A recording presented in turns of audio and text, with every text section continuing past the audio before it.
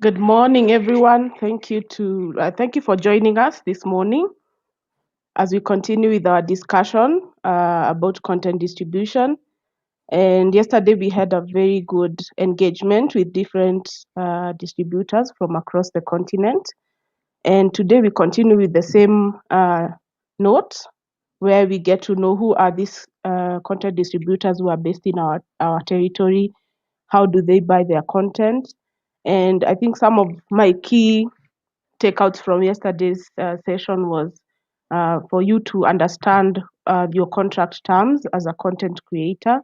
And also, it's good to understand what is your distributor or sales agent's strengths in the industry, because they distribute to different platforms and for different rights.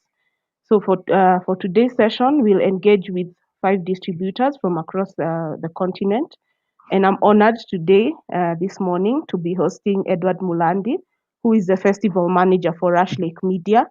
So, Edward, karibu sana, and feel free to share a presentation about what Rush Lake does. Take us through how you run your acquisition model, and which are these festivals that you take your content to, because as the audience should know, is that distribution is not just for TV, it's not just for video on demand like Netflix. There is also the festivals, and there's also the theatrical, which will engage through the day. So could you take us through what Rush Lake Media does? And can you also tell us, for instance, what are your contract terms? What are the clauses that we should look for in your contracts, and those kinds of things? How do you look for content? Where do you scout for your content? And if I'm to come to pitch to you, what are your expectations in terms of marketing material? How should I come packaged as a creator? So take the floor, Edward. Feel free to share your presentation, and we'll wait. We'll have the question and answer session on Facebook and YouTube.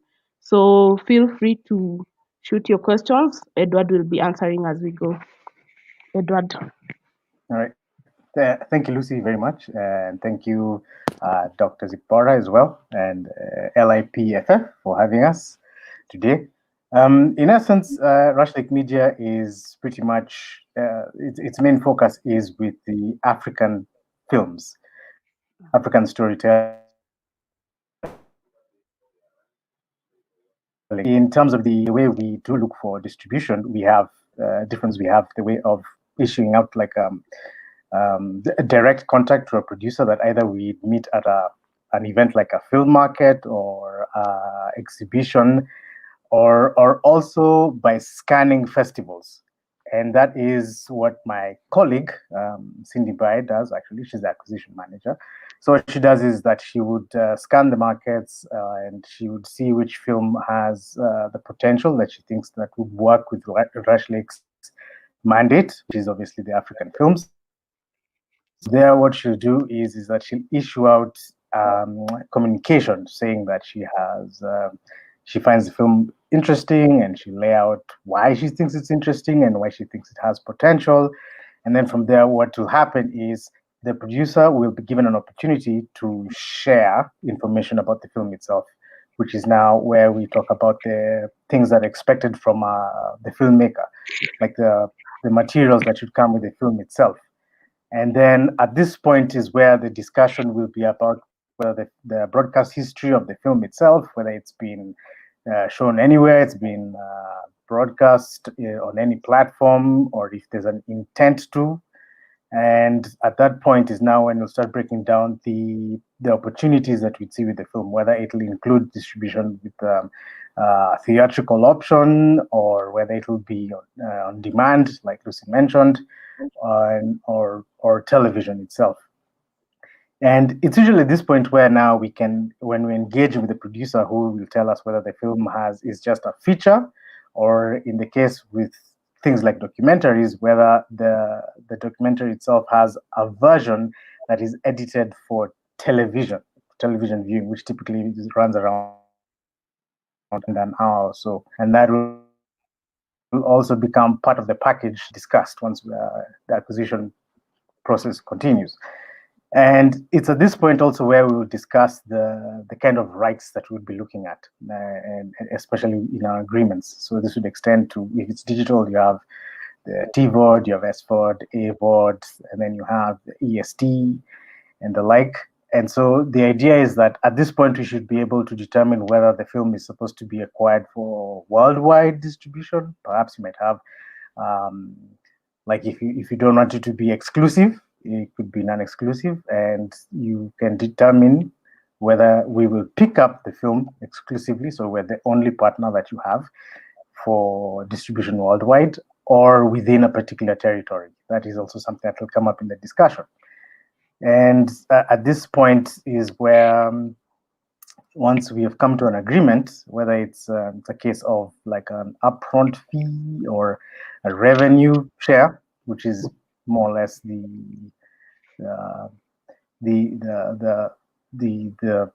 more common model that is employed, especially when it comes to digital distribution, because in the end, when it comes to that kind of distribution, it's the long game, because now you're dealing with platforms and subscription bases. And the thing is, more often than not, you'll find that broadcasters are the ones who will pay you like an upfront fee, and it's done. That's it. Like, here, take it. We'll have the film for a year or 2 years, and then from there, it's that relationship more or less is closed until the next time you have something else for the broadcaster. But with VOD, you have a much longer lifespan that you can, monetize the film with. And so that part of the conversation will happen even before we sign anything. And then now there's the other aspect, which is where now I come into play, because the distribution paths are many, like we discussed in the past. Like, you have the FTAs, which is broadcast, then you have theatrical, the cinemas, and then you have VOD, which is the Netflixes and Showmax, and other platforms like internationally. But what's at Rush Lake, another aspect that we have is the festival management, which is essentially where we, as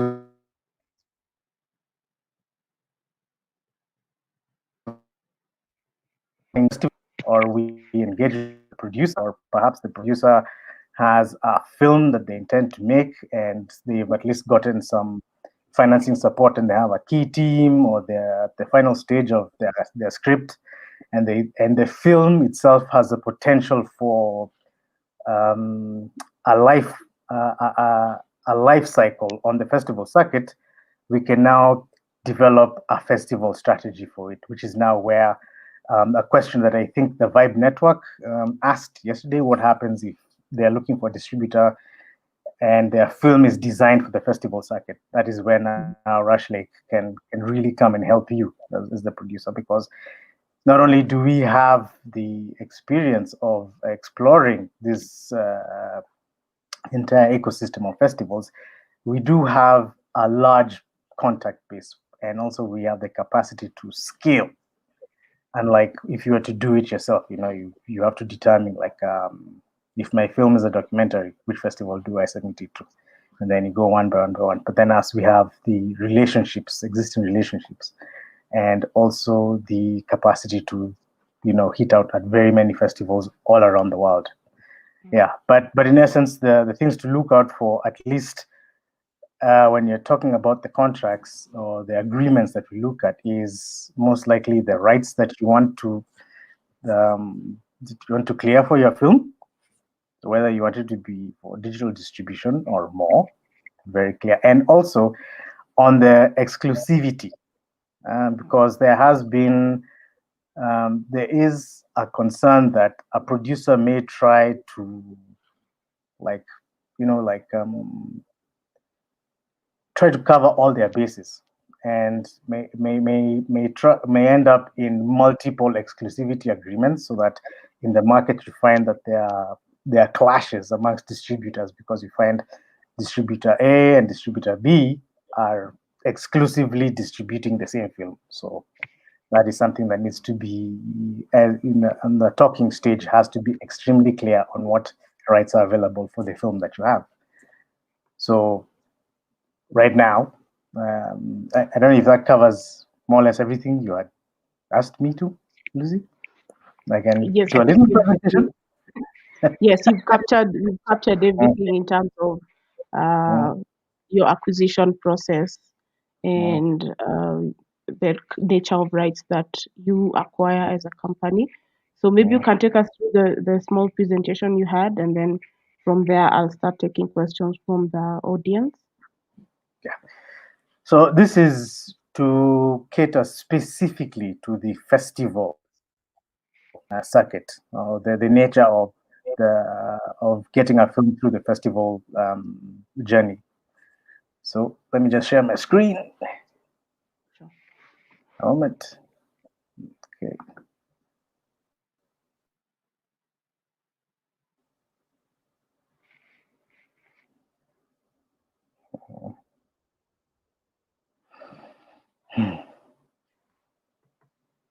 Okay.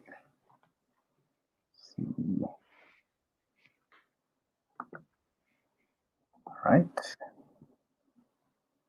I don't know if you can see the presentation. Just give it a moment.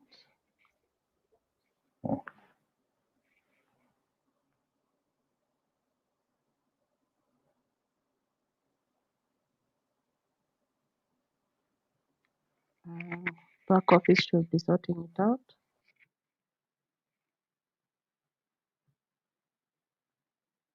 Okay. As we wait for the back office to sort out the presentation, maybe you can also tell us some of the big festivals that probably, and what is your criteria towards selling to festivals? Is it on demand, or do they request for certain kinds of content, or you just pitch generally if you're taking a Kenyan film to a festival? Okay. The main thing is that with any festival or a film's festival journey is that it's dependent on the film itself. Like, let's say you make a very strong fictional film, like a story about, let's say we have something like an epic saga of Luanda Magere on film. And what would happen is that now, if the film has, like very strong production values, and it's the story is well told, the like, we would essentially start with how to package the film. Now, most festivals, especially the big ones, you have Cannes, Locarno, as well as Rotterdam, the like, would prefer that when you're submitting the film, you have it packaged as a DCP, digital cinema package. So now, as you're making the film, the consideration is that you'd have a DCP, and then you have, of course, the ProRes file and the like. Then from there, now you can now deal with the smaller digital files, because as you go down to the smaller festivals, you can use those files instead of the DCP. But most likely, Europe and the US, these are the kinds of expectations that they have, is that you have a DCP package of your film.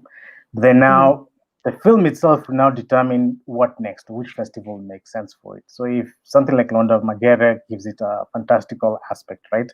Especially if you lean into the more mythical aspects of the film. So you'll find that a movie like that, you'd be looking at something like Cannes, of course, because they do have those sections for films like that, or Sitges, which is primarily focused on the fantastical genre. And then, as well as Toronto International Film Festival, and as South by Southwest, because there's the idea that there are festivals that are there because of their magnitude and how big they are and their presence, and they help impart the prestige onto your film and expand its profile. And then they are accredited by an association called the I think it's FIAPF, if I'm not wrong, which is the one that grades these festivals per the competitive sections that are there, or rather than non-competitive. So these are the things that will give you the film, like a certificate, a trophy, or even a cash prize, and raises the profile.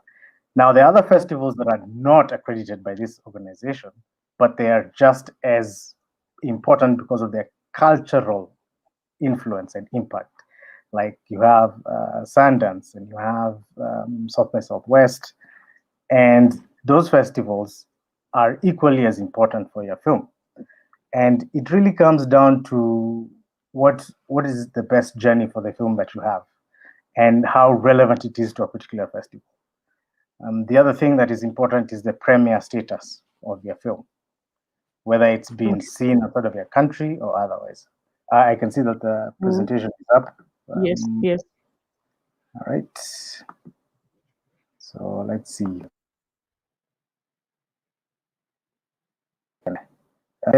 Is it working?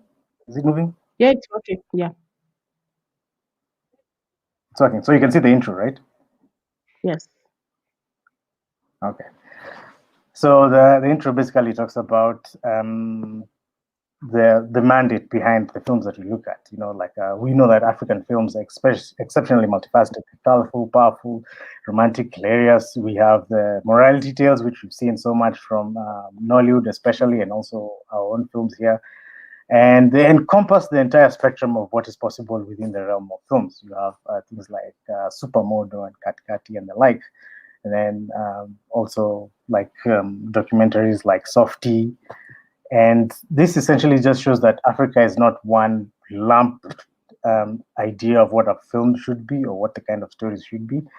And so it is that aspect that we want to get out into the world, that African films encompass an entirely beautiful, expansive experience. So now this has been our focus from 2013.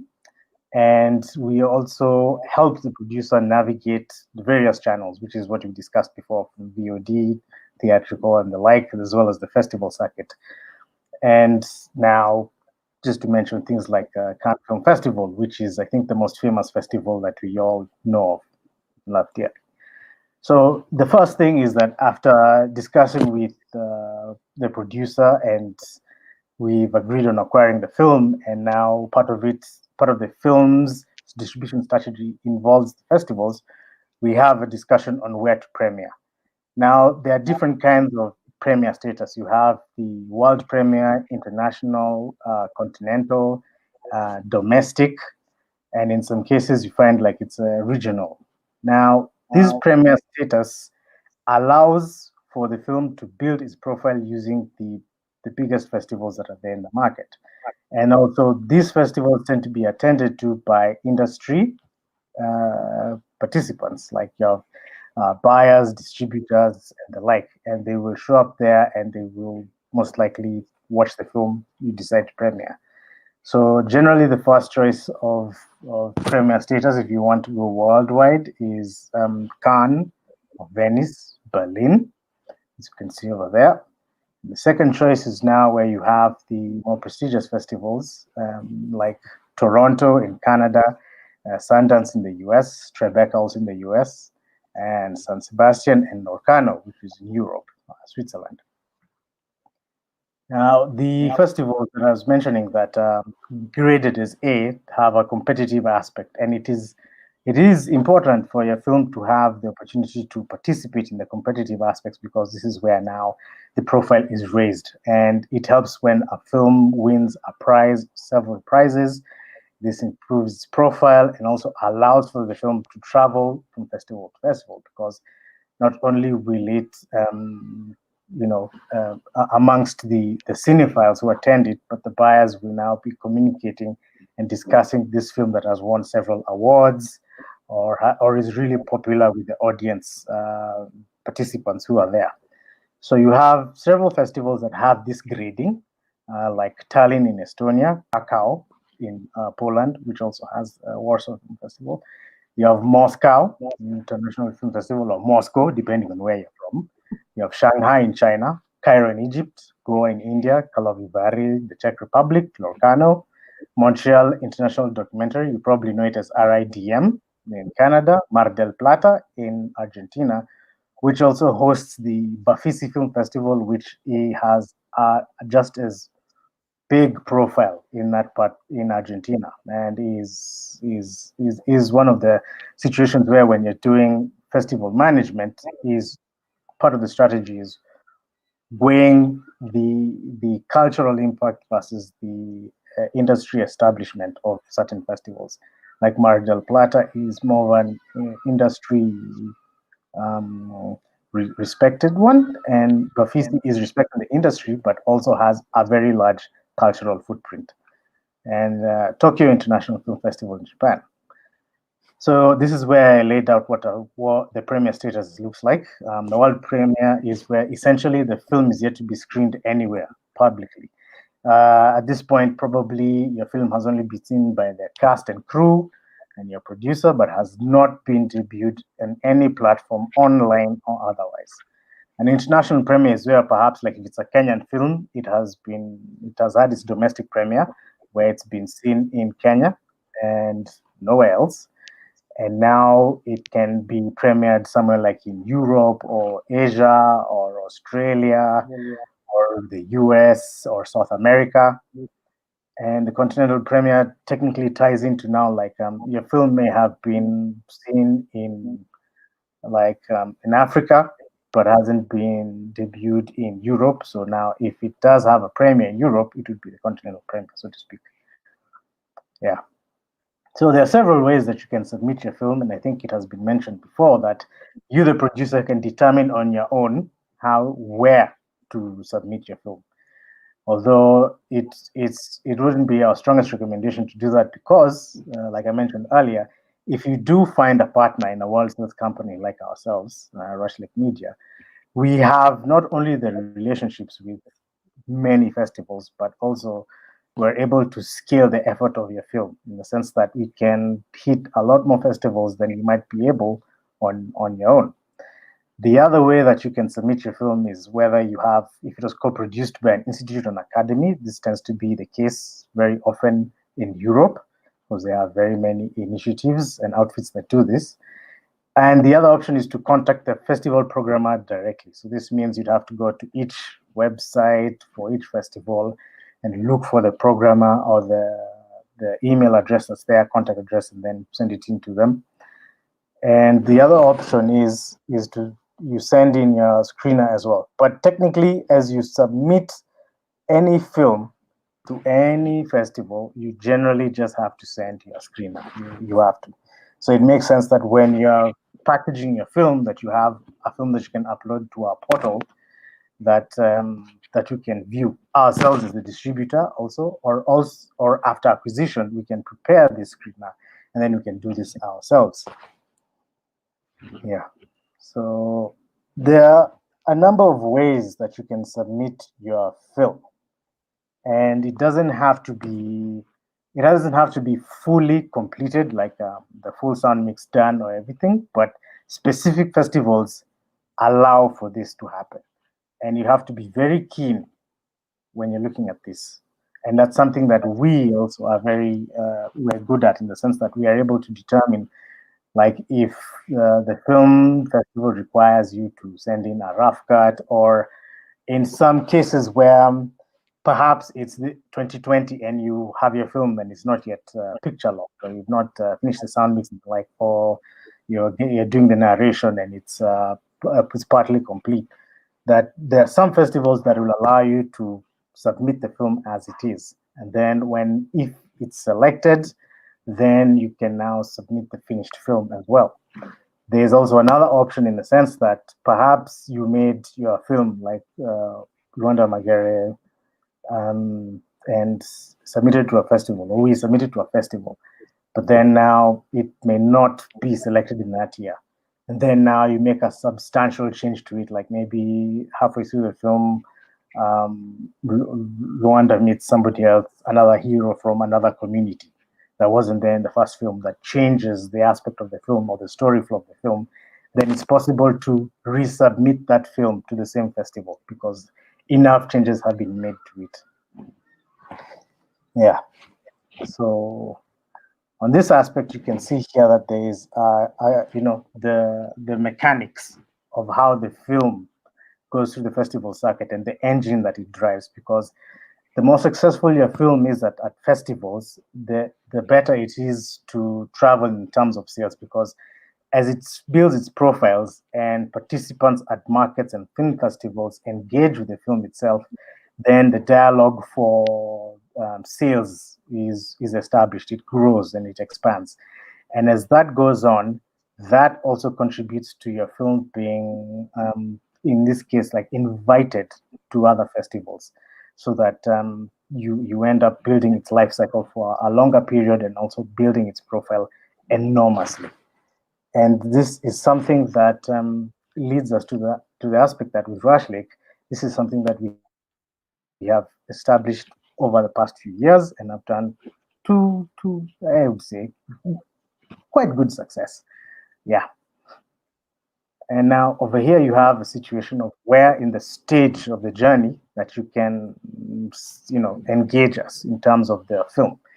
So once you've started your film, whether it's a script and the like, ideally the producer would have an idea of what their strategy is, whether they think their film will be best suited for a festival like Rotterdam or Cannes, or whether it's the short section, or whether it's the feature, documentary, whether it's a genre one. All those things are part of the roadmap or road to success or route to market that you'd be thinking for your film. So at this stage is where, in some special cases, that you can engage with us, and then we can determine whether, after you filled in essentially a few key points, which is you have the script ready, and you have at least key talents and crew, and there's some financing on board. So once this film has its shape or profile, it'll also help us determine the accurate and good strategy for the film itself, which is like what I mentioned before. Like if you're having a fantastical film, that you can have it debut whether at the Sitges or even at the Toronto Midnight Madness section, which caters to that kind of film itself. And also, if the film is of extremely high quality, then you can even, beyond those hyper-specific festivals, go for the big ones like Cannes itself, or even Krakow, because they're more open to the categories and they are not restricted to the genre of the film itself. So it's that point where we will be able to, push a film as well. So now I just wanted you to have a look at some of the films that I'm sure that you've seen that Rush Lake has distributed, and with some success at festivals. You have Supermodo over there with some of the festivals that it's debuted and also awards. And this is information that you can access on our website itself. I'll share the link after the presentation. So you can see that over here you have a European festival, Berlin, you have South African, you also have the US, and with Katikati is the same. You have the same situation, and you can also see that the rights are listed there. So depending on the acquisition process and our discussion, we would communicate the kind of rights, and also within that scope, which festivals make sense for submission and the like. And you can see that it also took a prize at Toronto, and also several other festivals in 2016, Goa in India, Stockholm in Sweden, and CPH Talks, Peaks, sorry. And you have Nairobi Half-Life, which I think is one of the strongest films to come out of the country so far. And the good thing is that a lot more filmmakers are pushing out their films as well within this kind of genre or this kind of story. And it had quite a strong presence in the festival circuit, as you can see there listed. From our own awards, Kalasha, to South Africa with Durban, to even it being a candidate for the Oscars, the more or less ultimate award ceremony itself. And that's a path that the festival circuit can ultimately lead to, is essentially like an Academy Award or a BAFTA. And then we have a documentary here. Like in this case, you find that a film like this would require specifically going for festivals that are on the continent, things like Sparkle or Afrif or Kamif, which is Cameroon, the International Film Festival, or even Mashariki so that it has its own profile within the continent, because it's a story that speaks very well to African viewers. But then also because it's a documentary and it's a creative documentary, because of how it's framed, you can now look at other festivals across the world. And as you can see there, you have Carthage, which is in North Africa, IDFA in Amsterdam, Dogfest Munich in Germany, FESPACO, which is, I think, one of the biggest, if not the oldest festival on the continent. Yeah. And then we have Liana, which is another creative documentary that caters to children, or children's perspective, that also had a very well regarded run in the festival circuit and picked up a lot of awards worldwide. Yeah, so at the end of that, you have our contacts. If we're acquiring a film and we both think that it has an opportunity to do well on the festival circuit, then it'll be within my mandate to do the best to make sure that happens. And this obviously will be in conversation with yourself, because it's a partnership. So I'd also be looking towards what your goals are as well as our own. And Cindy, who would be your first point of contact in terms of acquiring the film for distribution. And there's the link at the bottom of the presentation. Yeah, but I'll also share it with Lucy, and I think she'll share it with you guys. Yeah, our back office will share your contact information. Oh, that was a good presentation, Edward. And I think I've learned so much about how you run the festival, acquisitions and circuit. So probably I've seen a question on our Facebook platform. Someone is asking, do you buy student films? So I think that question probably you'll answer from the position of the genres, especially of content or the films that you feel do quite well in various festivals that you present. Yes. Now there are festivals that look at student films specifically, but it would really be determined by the engagement that we have once we see the film itself, which is either via our acquisitions manager engage with you and previewing the film and having a look at it and seeing whether it can work with the festival circuit. Because generally, there are some festivals that are very particular on the kind of student film that they want, whether it's dependent on the theme. Like, is your student film like a fictional one, or is it a documentary? Is it a short one, or otherwise? Now, from there is where we can determine whether we can acquire the film itself. So generally, so far that hasn't been the case, but in the respect that perhaps if the film has been co-produced by the university itself, so that might technically make it a student film. But if we think that the quality of the film can withstand the expectations of festivals, including the ones that are either cater to students specifically or shorts, then I think we would have a look at it and definitely have a conversation. So it's within the realm of possibility. I wouldn't say that it's excluded from the conversation, but it really depends on the film itself, and after we've laid eyes on it to evaluate.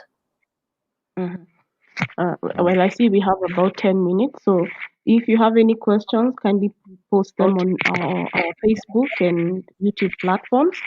And so, Edward, also, I would like to know which festivals in Africa, for instance, because this is our territory, where do you think we should look out to go probably pitch our ideas?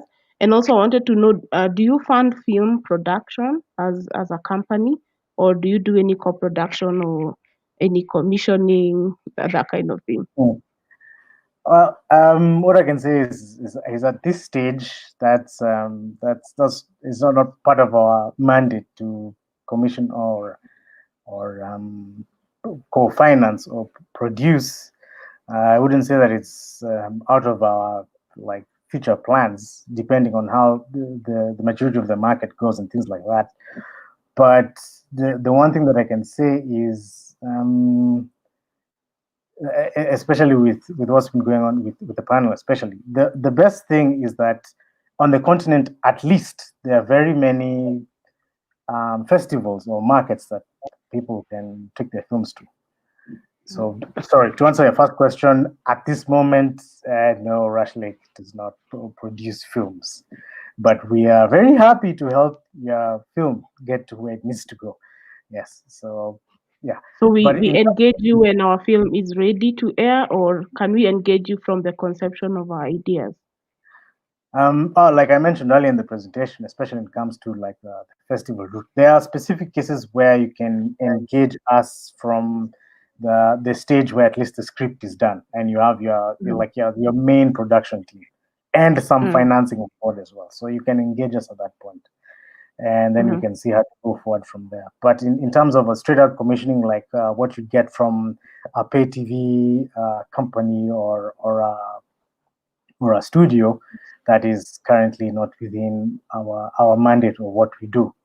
So in that respect, then yes, there are specific cases where from that production stage, at least when you've cleared the hurdle of locking the script and the like, and you have a production team that we can discuss a distribution strategy and the like. Yeah. On the continent, there are a number of festivals that you can look at. Like you have Encounters in South Africa, you have the Durban International Film Festival, FESPACO, you have Cairo. There's also there's also, I mean, there's this one, Lake International Pan African Film Festival itself. You have the Kalasha here, with the awards in that respect, because they also have a market that's based around that. So that'll also help you engage with people who can help you, including ourselves, help your film get made or distributed. In Uganda, there was Amakula, but I'm not so sure if that's still operational. There's Zanzibar, which has also been quiet, but that is a very strong team and festival that has been a hallmark of Africa itself for a very long time. Yeah, so there are quite a number actually, and I could give you a litany of them, but then I would also be, how to say, showing you all my cards. Also want to discuss You've with you. mentioned the best ones. Yeah. We have a question here from Cynthia, our friend Cynthia Brutus. She's asking, is the language version of a documentary determinant for you guys to consider? Do you acquire different languages, or what language do you acquire your content? And she also asks, okay, for example, if it's in French and either in English subtitles, and also do you acquire shorts? The first question is yes. The language is determinant to an extent, but it doesn't mean that it would lock out the film from acquisition, because we acquire from all over the continent, whether it's French or Igbo or Twi or Zulu or Kosa, Kiswahili and Sheng, or like one of the films that we have has Kiswahili, Kalenjin, Kikuyu, Sheng, English.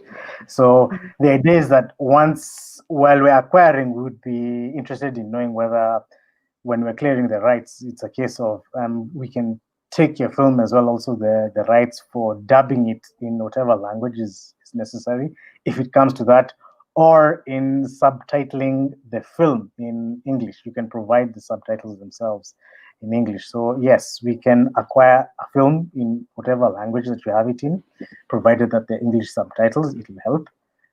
If there's a case for where it makes sense to expand the reach of the film in another language, then that's also something that can be discussed and looked at. But yes, we do acquire regardless of the language, the original language the film is in.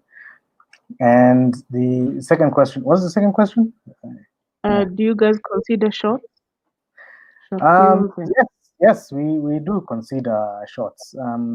But this would be like with a focus on like digital distribution, so like on demand and the like, of which I think we've started to see the impact of that with something like Netflix showing Pocha, which is essentially like a short film.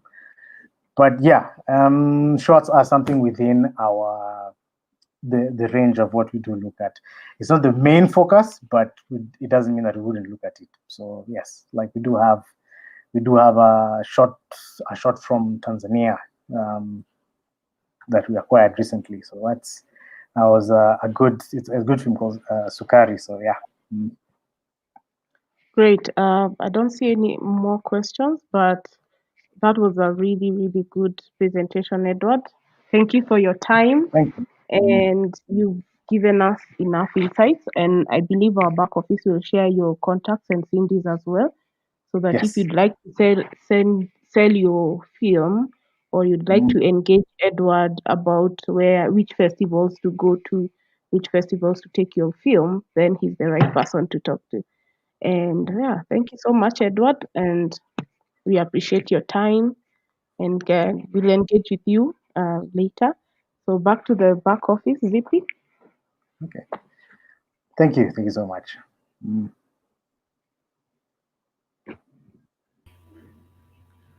Thank you so much. It's a pleasure to have you all. And it's great to know more about Rush Lake. I think you have had questions that people have been wishing to ask. Yeah. And people want to go to festivals with you.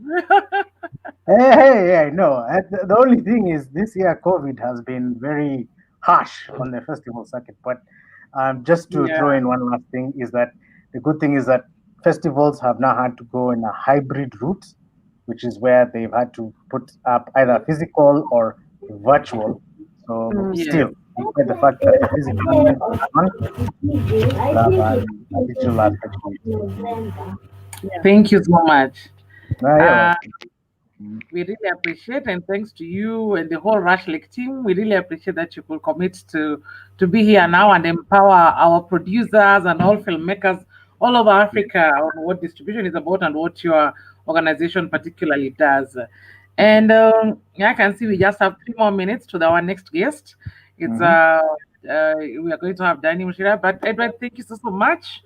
And we just want to tell people this session is going on, and we still have 4 more speakers until 1:45 p.m. Thereafter, we will have a screening break and then another panel discussion with Lucy Muthi.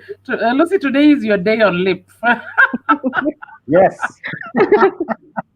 Awesome. Today is your day on Lipff. Okay, so thank you so much, Edward, and bye-bye. All right, bye-bye. Thank you so much. See you guys shortly. All right. All right. Okay, guys, we're just having like I think a 3-minute break. Then we'll be on with Danny Mushira again. All right. Okay.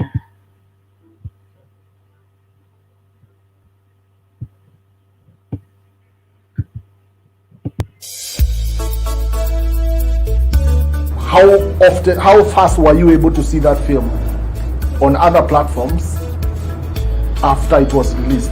When you're making this deal, you need to be really aware of how they're going to affect your sales down the line. They talk about local or domestic and then international. Distribution and marketing is an entirely difficult field, and the first thing I've learned is that I have to get a sales agent at development of my film, and that is something that I'm going to do right now. I think the biggest mistake we have done, we've never taken film just as a serious business on its own. There's no way you're going to do film and you're not known and you're not making money, then you're not doing business. So understanding how the film industry or the film business work makes it easier to craft stories that can sell and reach audiences that are able to pay. What do you think can make the cinematic film look way better in terms of post-production? Cinematography, I've learned a lot. It's so fun. We've been able to learn a number of things that we wouldn't have learned if we wouldn't have come. Lipff Festival is taking it to the next level, and 2019 is hotter than hottest.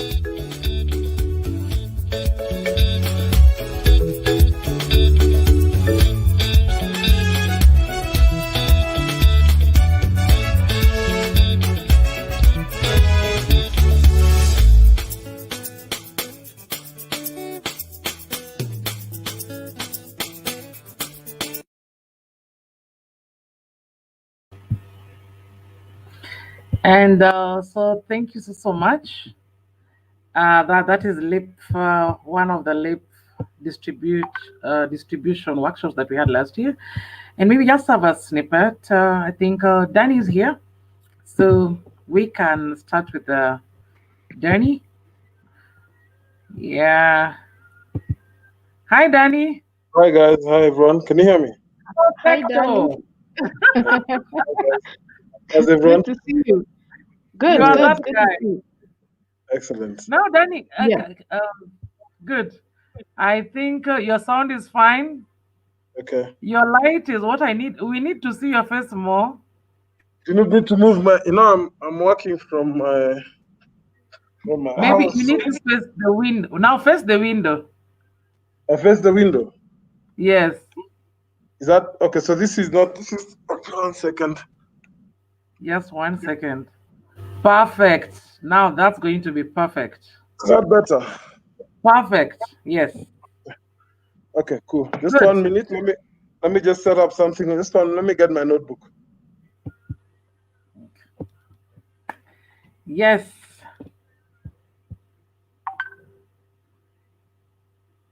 Lucy.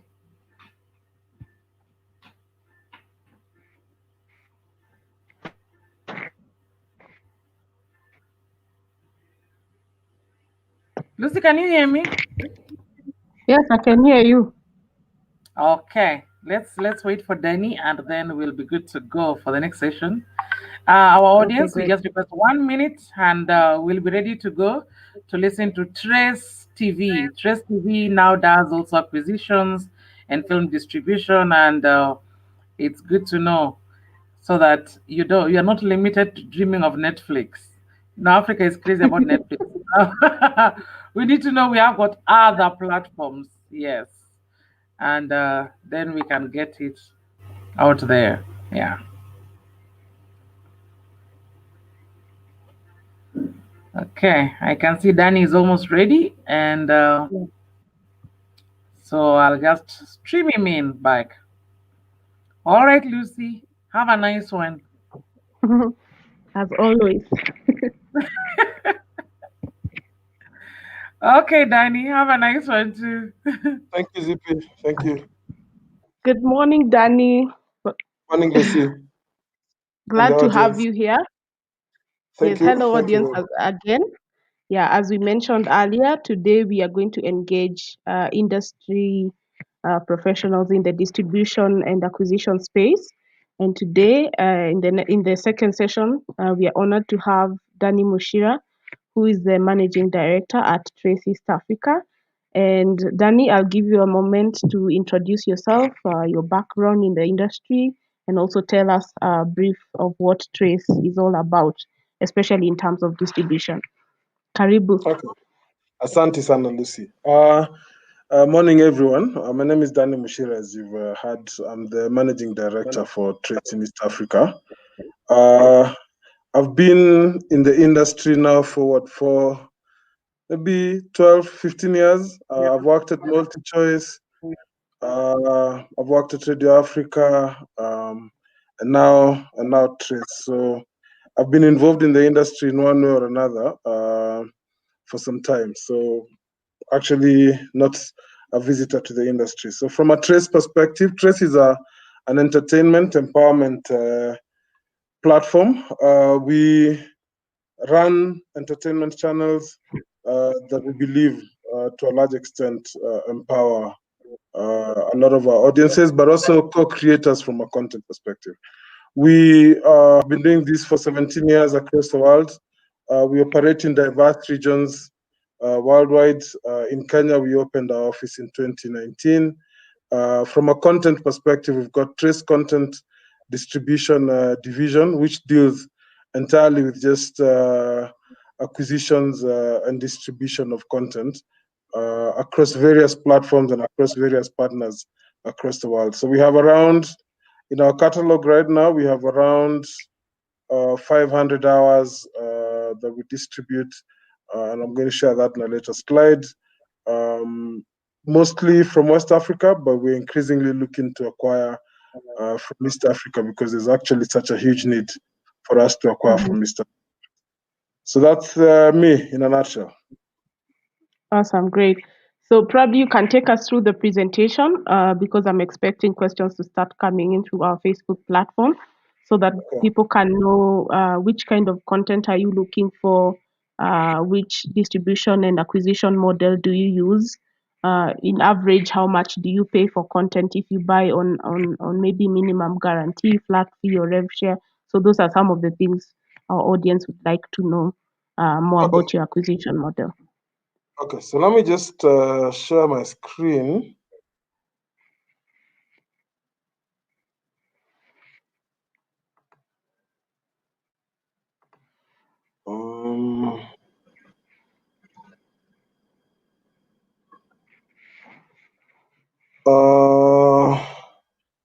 Can you see what I'm sharing now? Yes, you can see it. Okay. Probably so you can put the slideshow so that it's more clear. Is that better now? Yes.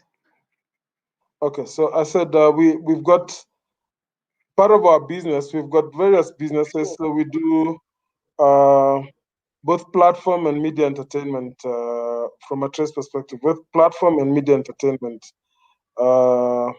terrestrial platforms. So one of the divisions we have is for content creation, under which trace content distribution falls under. Trace content distribution was started to propagate and just ensure that we are able to give a platform to the best Afro-urban content, both from Africa and in the Caribbean and areas where there's a huge African diasporas, a platform to distribute their content to the rest of the world.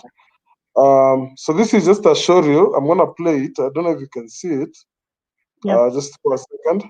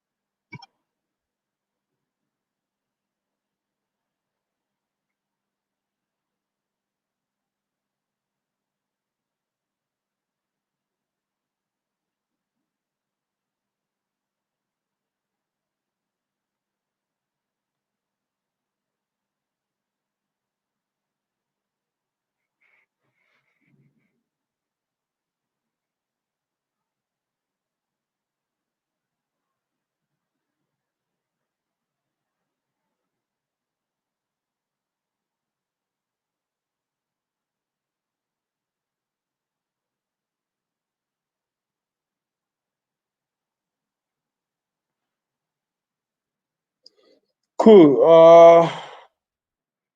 Let me just move on from there. So that's really what it is we do. So we look at series, documentaries, movies that have an Afro-urban twist and theme to it, and we distribute that across various partners. So these are our clients in terms of the people that we've been able to partner with on our 500 hours of content that we have. So you can see amongst them a lot of content platforms. So Netflix, TVs in Europe, Red Bull. Red Bull is a big partner of Trace. We're doing something with them in Kenya right now. Canal Plus, DSTV. So basically, it's a mix. This talks to traditional TV platform, OTT platforms. I think the next one also is quite interesting. So we also partner a lot with airline partners. So right now we're selling our content to over 20 airlines across the world. I mean, I think you can see this. I mean, it's quite a diverse market out there that we're dealing with. In terms of what we also do, we also run a lot of publicity initiative for content that makes it to our platform. And we run this across mostly Europe, the US, Asia.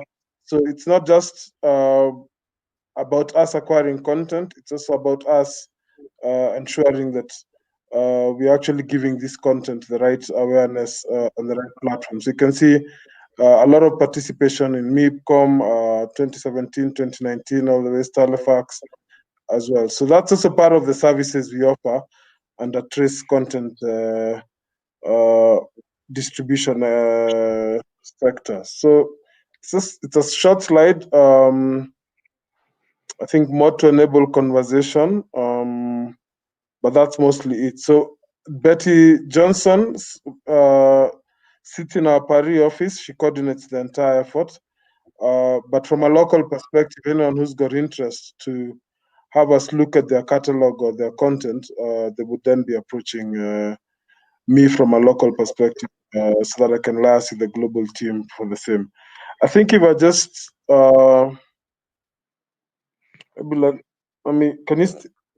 stopped sharing, yeah? Yeah. So in terms of just from what's the demand out there? So we're seeing a lot of demand for East African content.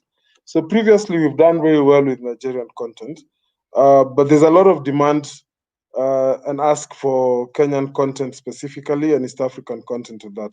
But there's also ask for animated content. So anyone out there with animated content, those are things we are looking at to acquire from this particular market. In terms of how do we engage, it's a simple distribution contract. We agree on a percentage. Normally we'll take 30%. The owner of the contract takes 70%. You retain all your rights in terms of masters, and that's what you're looking at in terms of the kind of agreement you sign up for. In terms of what kind of content do we look for, we're looking at premium content mostly, and that's really a function of the partners that we sell into. We're looking mostly at premium content, so that talks to HD, how it's been shot. We're looking at stories that are local with a local impact. So stories that can travel internationally. We are looking at scripts, storylines, production scripts. As much as they have local storylines, they can have impact internationally. Things like Queen Sono. So those are the kind of things that we are looking at. We are looking at submission, both native and original masters, because at times we take these things into like the French market, and we need to have the ability to subtitle them in those particular languages. So yeah, so I think that's mostly it.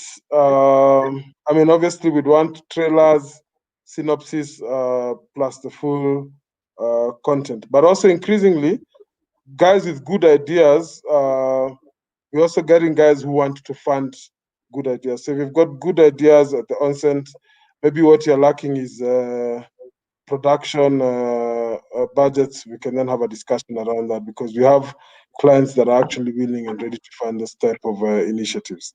So I think in a snapshot, that talks to what Trace Content Distribution is about, Lucy. Oh, great. So I know that you have the docket for music, and probably some people are probably like music production houses would like to know, how do they engage also with you in terms of getting their music on your platform? Okay, so that's the easier bit. So we've got a website where you submit, where you can submit your music on trace.tv, www.trace.tv. So you can make your music submissions there. There are release forms you sign in terms of rights and what images we can use.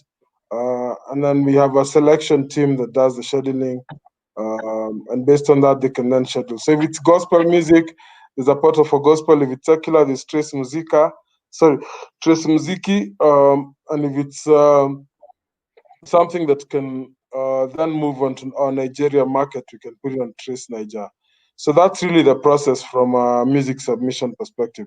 But I also think, interestingly for us, what it is we've developed, there's a new product we call Utrace that we've developed in response to a big need that is out there, where a lot of artists, production houses have audio music, but they don't have videos. So Utrace you come onto Utrace and we partner to do your videos for you.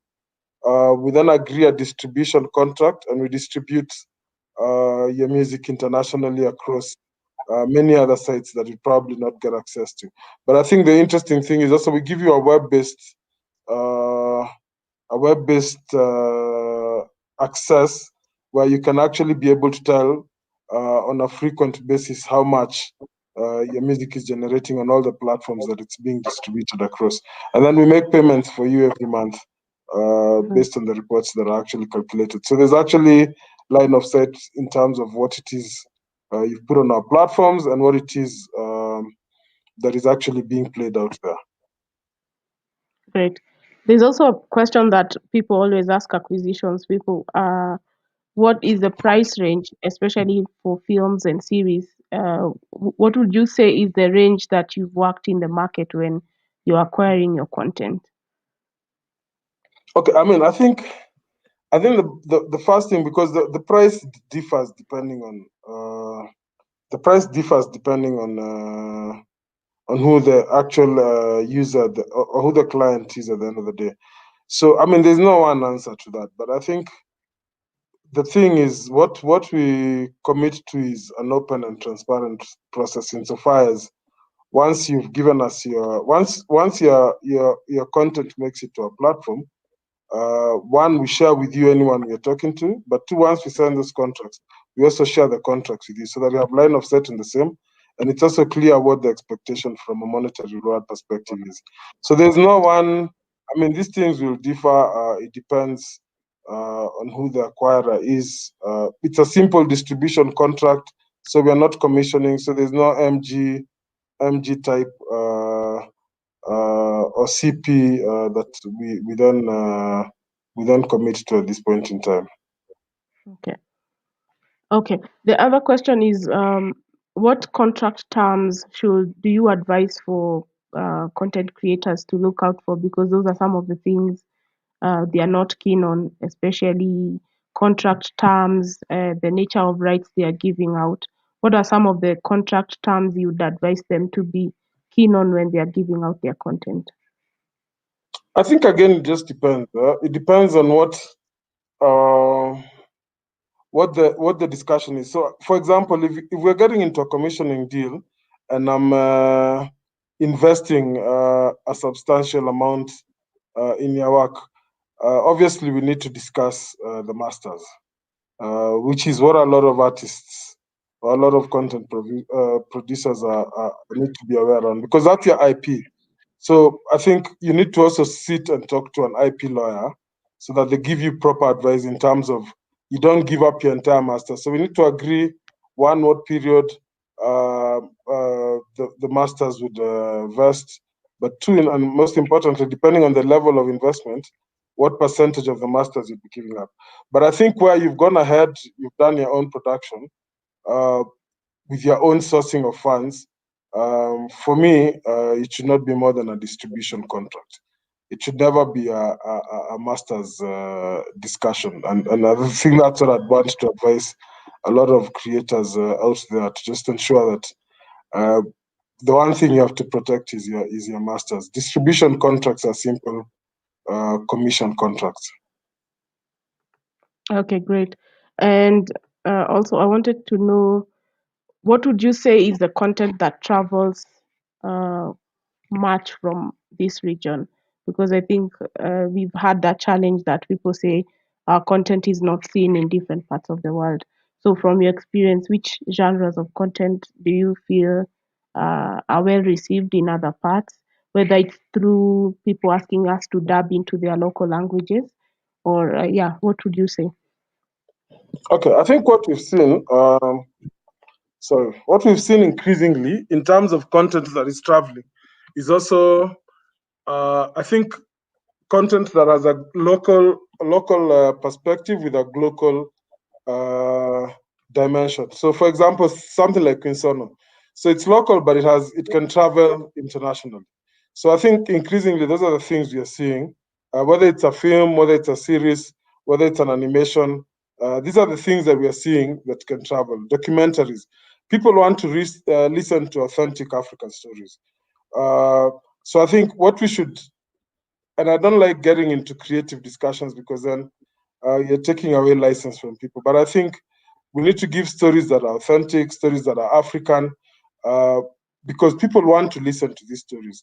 And you'll be surprised why it is that people want to listen to these stories. In Europe, I think there's no need competing with formats that have been done in Western countries. I think I think if anything, that's what Nollywood has taught us, that we can do local Kenyan, East African authentic storylines that have international implications. And if you look at also movies that have been done in Kenya, the guys Kinatosh, I think those were movies that had strong and powerful storylines in terms of our own culture, our own experiences here, expressing the same and being able to be relevant, not only from a Kenyan perspective, but from an international perspective. So I think what I'd ask is people remain just true to our Kenyan tradition, Kenyan culture, give our stories as authentic as they are, but just ensure that they can be able to travel from an impact perspective internationally. And that's what I also said earlier in terms of just being able to have both masters, original, so that if that film goes, for example, to German, they can be able to actually subtitle it and show it to a German audience without struggling to make the conversions.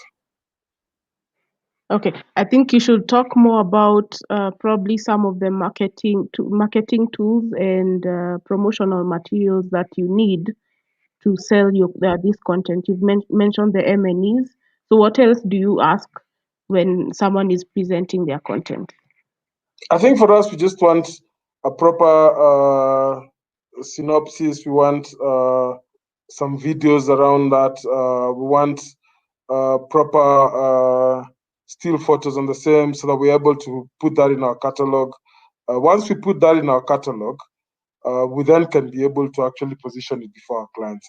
So it's mostly just trailers. The videos need to be in good high quality HD.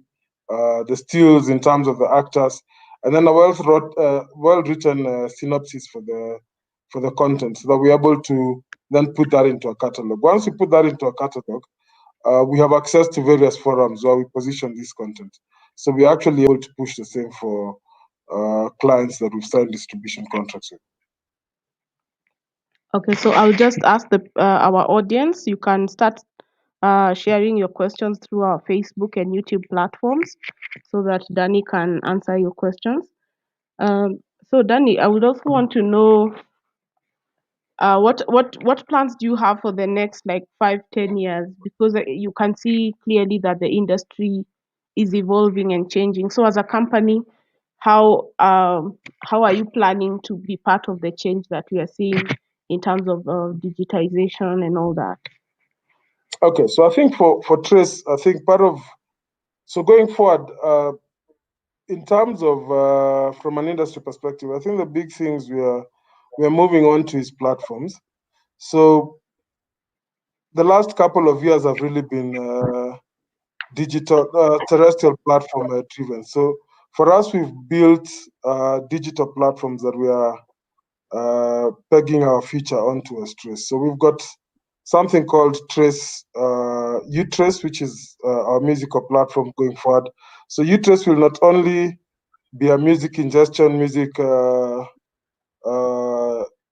distribution platform and creation platform, but also an awareness platform where we play a lot of the music because it's integrated into our YouTube channel.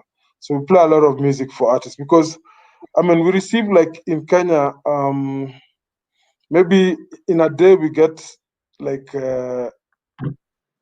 50 music videos every day. We can't play all that on Trace Mziki, so we need to start playing it on our digital platform. So that's one thing. So we're building a lot of digital platforms. But two, from a content perspective, movies, TCD, which is Trace Content Distribution, is actually looking at developing a similar platform, but now for movies, where people can submit their movies, people can come to these platforms and buy these things at an online auction, as opposed to us not having to pitch these things physically all the time. So people can actually create interest on an online platform be able to actually get in touch with the producer for the same, and us guys just act as an intermediary and a platform provider. So that's the key thing. But I think also in terms of just webinars that talk to creating awareness for this content online, because increasingly now with COVID, that's going to be the norm for a long time. So these are all initiatives that we're actually undertaking to ensure that we continue empowering artists, we continue empowering content creators, providing platforms where they're able to express their art and creative and IP abilities. Okay. So do you have an acquisition strategy for like a yearly strategy that you say we are acquiring maybe 50 hours of drama, or how do you go about your acquisitions process to determine what you're going to ask from the market? Okay, so right now, I think our acquisition strategy is really a function of the need that we are seeing in the partners that are listed about, the airlines, the TV, the OTT providers. So that really drives what we're seeing. And for now, right now, what we are seeing is a huge need. And I'd ask anyone who's actually live and is a content creator, please send your ideas to me in terms of, or send your stuff, what you have on board to me, because a lot of guys are looking for East African series, and East Africa, Kenya is a key driver, because we've been successful with Nigeria, but guys are tired. Not tired, but I mean, we've gotten too much Nigerian content, and there's now a huge push to get East African content. So guys want series, mostly dramas, we want documentaries out of this market. There's a huge ask for animated content, which I think is in short supply given the costs involved in doing animated stuff. But there's a huge ask in terms of children content, animated content. We're seeing that, so you can submit that, as well as music content that is music related but not necessarily music. So backstories, making of certain things, or stories around, inspirational stories around various actors in the music industry. So all that is content that we are looking for from an East African perspective, and mostly Kenya in 2021. So anyone who just has any of this, please send to my email, dmushira@trace.tv. Yeah, our back office is going to share your email.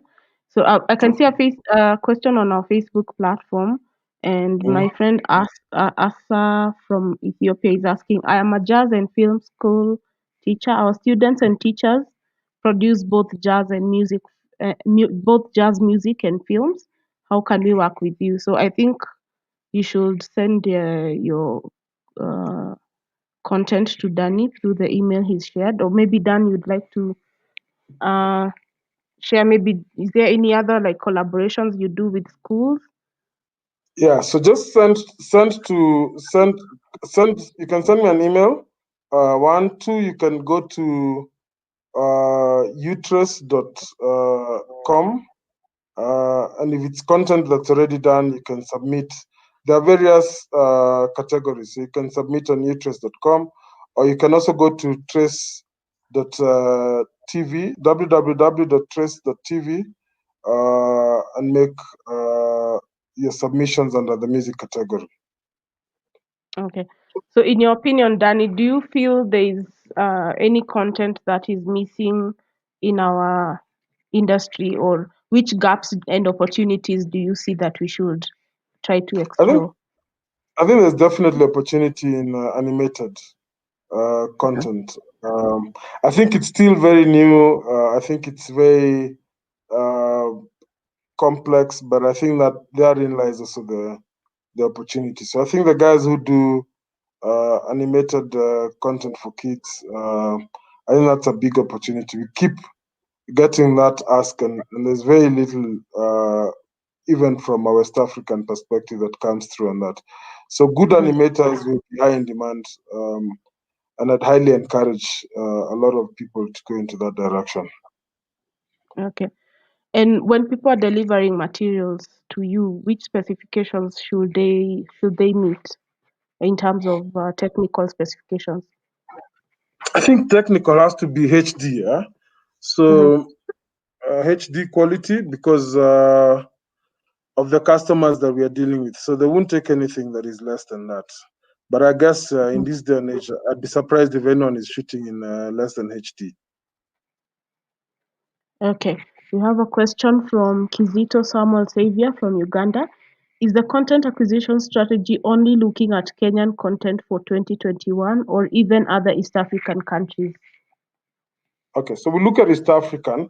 So Trace is, I like to say Trace is a global company. So we've got a local orientation with a global view. So when we look at Kenya, we are looking at when we look at this region, we are looking at East Africa. So we are looking at Kenya, Uganda, Tanzania, Ethiopia, Rwanda, and Burundi. So any content across that. As I said, it doesn't need to be international content. We actually want local content, but just ensure that it's content that can have international impact. So that's the big thing. So what are the lessons? What are the storylines? Can they travel from Kenya to another country, Europe? These are the big things. Can they talk to what our culture is without compromising the same, and be able to give someone else who's seated in Europe a lesson on the same? I think that's the big thing. We don't want people to do content that is similar to what the Europeans or the Americans are doing. We really want authentic East African content. Okay. And I think someone had asked me a question to ask you in terms of future collaborations. Do you foresee in the near future you co-producing or commissioning creatives from this industry to create specific kinds of content? Yes. So I think what I said earlier is that we're also getting a lot of, because we also recognize that there's a lot of funding issues in this market. So if you've got a good idea, it shouldn't put you down. Please come forward, give us your storyline. We've got people who are willing to fund a lot of these initiatives. So I think we're not limited to finished products only, finished content only. We're also looking at content that is in ideation stage, that we are willing to actually, because we've got a lot of guys who are actually willing to fund these things. So we've got good ideas, you've thought through them, the storyline is tight, you've scripted it.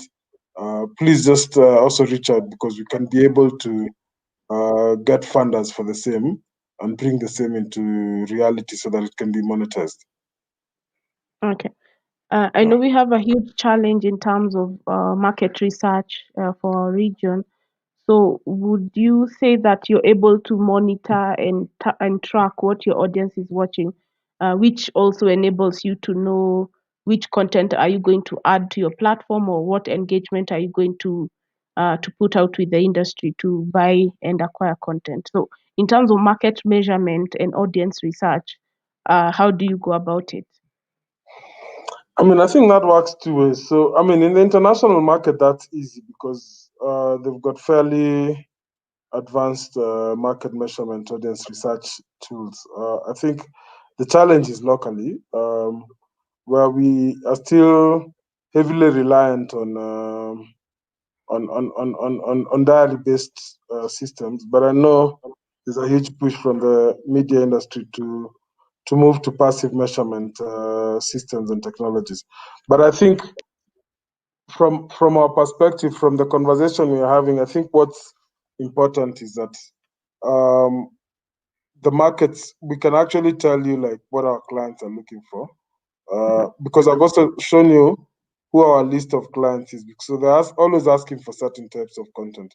So from East Africa, they really want drama series, they want films, they want documentaries, and they want animated series.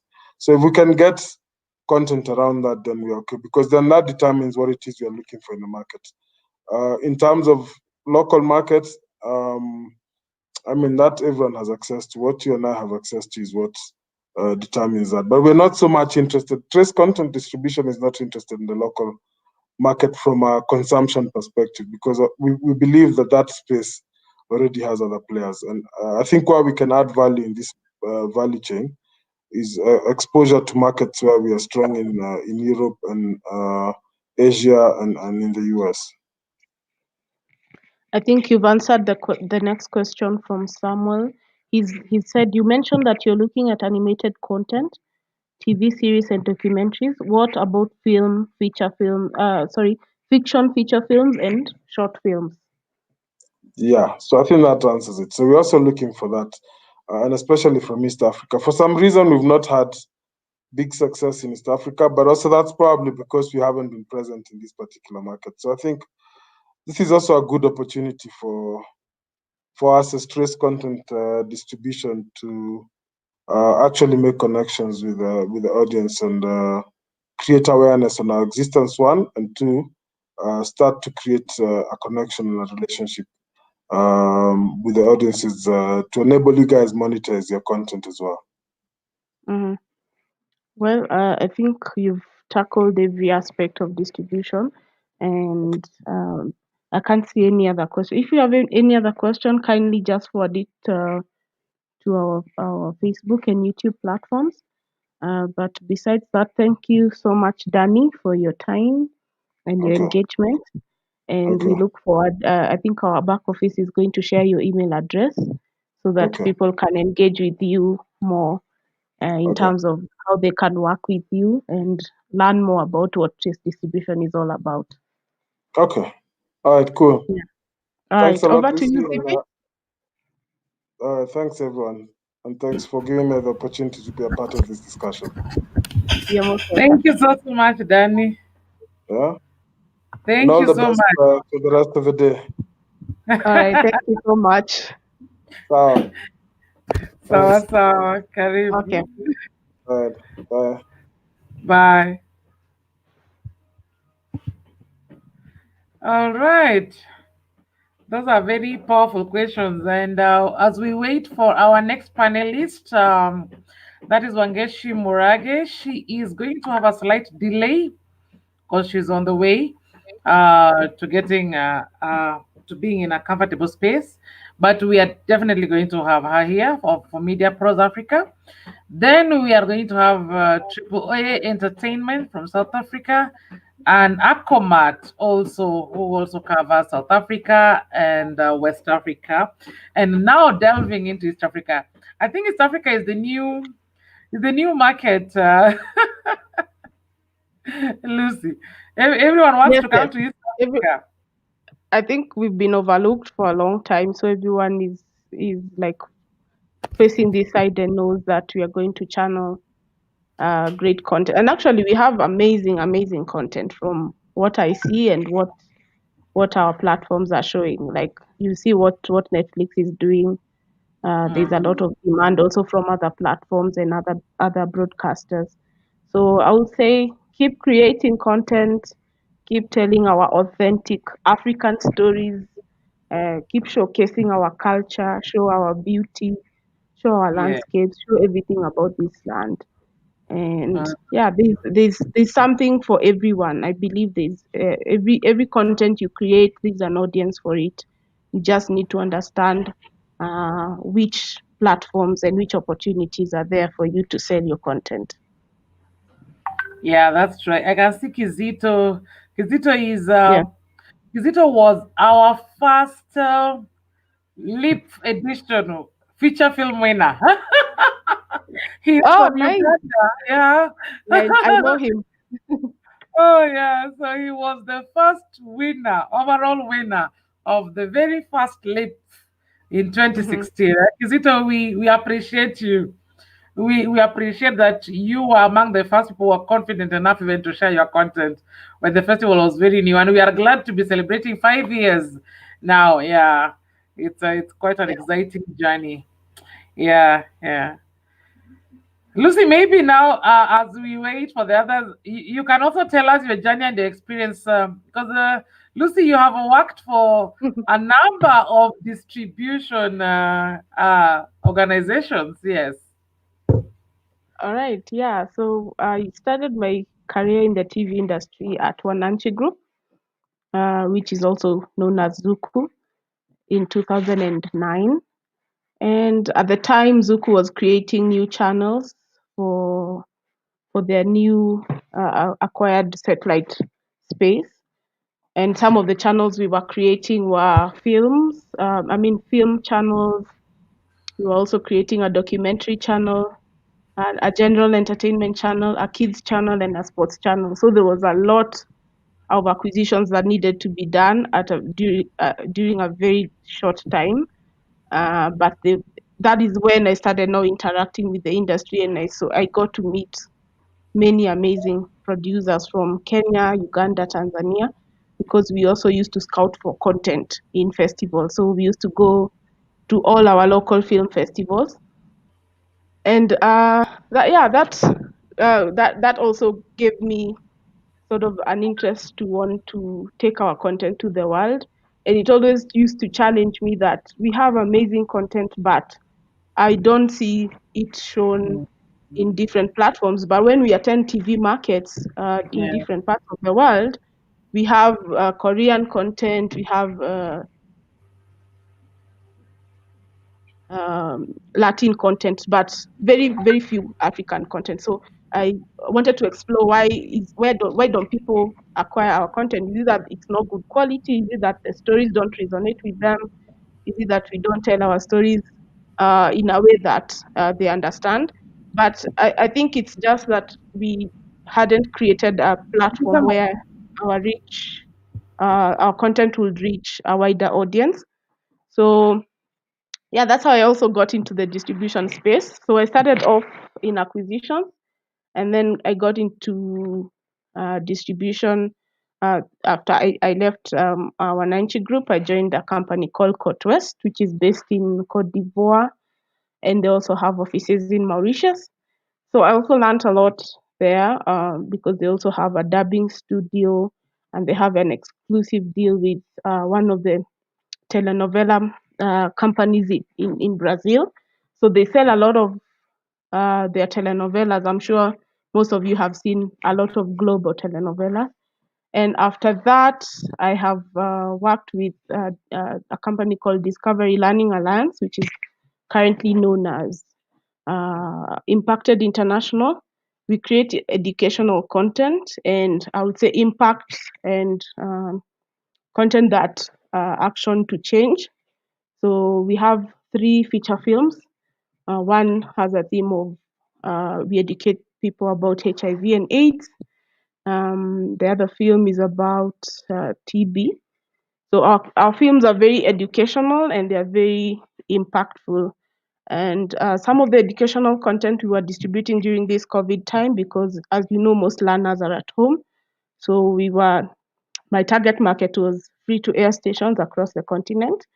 So I've been in conversations with different broadcasters from across the continent. Yeah, and I'm also part of the Dubai International Content Market. This year's market is going to be virtual. So if you'd like to attend, you can also talk to me on the site. We'll go live on the 8th of this month through our virtual platform. So you can go to dicm.ae if you'd like to be part of the market. But yeah, in a nutshell, that is what I do. I also work with content producers here in Kenya to help them create distribution strategies for their content because, as we know, most people would like to know, besides Netflix, where else can we take our content? There's this whole fuss about Netflix, which I understand, but I can tell you there's a whole ocean of platforms where you can share and distribute your content. And yeah, that's why we have this forum to help us understand, besides the free to air and the pay TV platforms, which were the traditional media companies that we used to sell our content, then where else do we look? Because I think that has been a very big dilemma for most creatives. We create good content, but end up shelving it. So this is a good opportunity for us to learn more about the industry, to learn if I'm buying and if I'm buying content from you, then what is expected of you? Which marketing materials do I need to prepare? So that's why we've had this conversation where you've been told this is how you package yourself, this is how you package your content for pitching, these are the marketing tools and promotional tools that you need. And at which point do you start engaging a distributor or a sales agent to link you with the market or to tell you, does my content fit this market? And also, it gives you a platform also to know which content is on demand at a certain time. And it also helps you to know if there's a festival circuit, you don't miss out on certain submission dates and all that. So you have to be on your toes. As yesterday, I think Heta was emphasizing and told us that film is serious business. Film is business. You need to view film as an entrepreneur. Yes, I see Wangeshi is on board. Hi, how are you, Lucy? Hi, Hi, Ziki. good to see you, Hi. Wangeshi. Nice to see you as well. Thank you for having me. You're most welcome. Yeah. Karibu sana. Asante Yeah, sana. Wangeshi is on board, and Daktari, you can. I can go. You are chasing Yes. me. Ama Okay, uwasalimie bye. mapam. Okay, bye. Okay, great. Wangeshi, karibu sana. Asante sana, Lucy. I'm trying to And see that I know my video is not very clear. I'm trying to get the best position for you. I think that's the best I can do for now. Yes, we can see you and we can hear you clearly. Okay, sawa, good. Yes, great. Good to see you. And everyone, this is Wangeshi Murage. She's one of the co-founders of Media Pros. And I've worked with her previously in a pay TV platform. And she's an expert in production, distribution. This is her space. So Wangeshi, I'll give you time to introduce yourself. Tell us about your background and also tell us more about your company, what it does, because this is a distribution conversation. And people have been asking, who are these content distributors in Kenya and where do they take our content? What do they expect of us? So yeah, this is your time. Okay, sawa. I'm going to try and be brief. My intros can be quite long. But as you have said, yes, I'm a media practitioner. Have been in the media industry now for 20 years, going on to 21. I've worked with several organizations on different platforms, from free-to-air, pay television, OTT, and various other organizations that are within the media space. So having done that for quite a number of years, I set up my consultancy firm, which is Media Pros Africa. So it's a media resource company that works with media stakeholders around the world.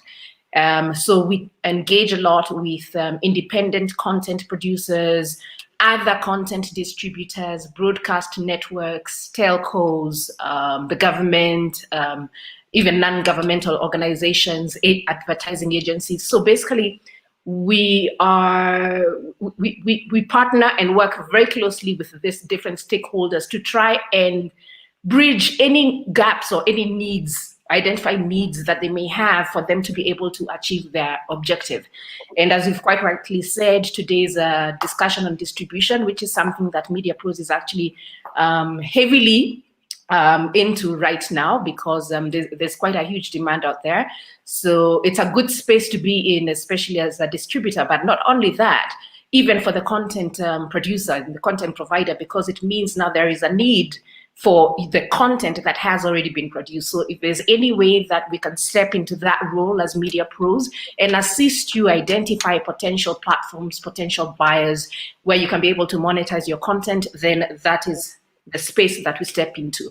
So in brief, that's me and Media Pros. Awesome, great.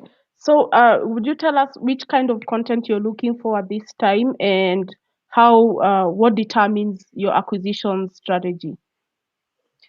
There is no particular content per se. I would say that we are looking for at this time. And the reason being, different platforms have different requirements. You know, some may be looking for comedy. Others may be in need of music. So it really depends on the platform needs and the type of content that they're looking for. So once we are a client reaches out to us, they give us a brief and they tell us, okay, this is our platform, this is how we operate, this is what we'd like to do, and this is the type of content that we are looking for, specifically, hopefully within this area. I could also advise in that regard as well, having done research on some background research on that particular platform. So I could advise, but then also, the client also knows best. They know exactly what it is that they want. So we go out and we source for content, aggregate content based on the specific needs that they're looking for.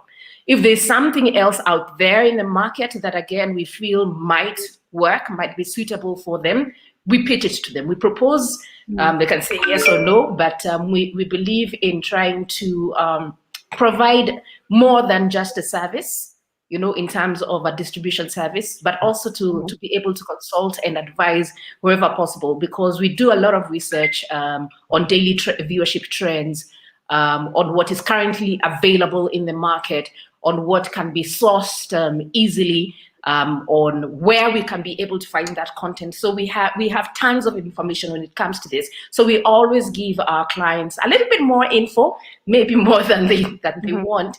But it always helps because at times you may sit with a client and they're like, oh, you know what, actually, I hadn't considered that. That would work perfectly well, for the platform. So there's no formula, so to speak, in terms of the kind of content, how we acquire content and distribute the content. So it's really based on needs.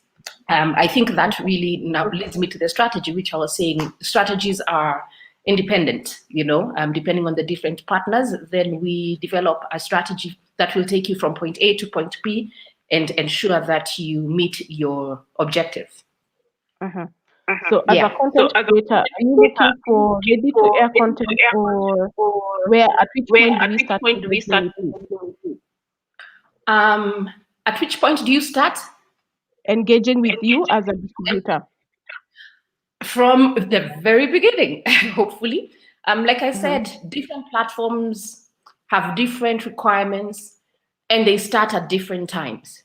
So, for example, I've got clients where I have been involved in developing their channel and content strategy.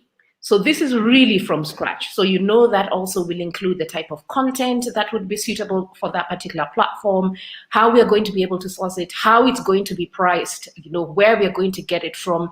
So at that point, that's really at the initial stage where you're also providing guidance. And then we go out, hopefully, and aggregate this content for them, as their agent.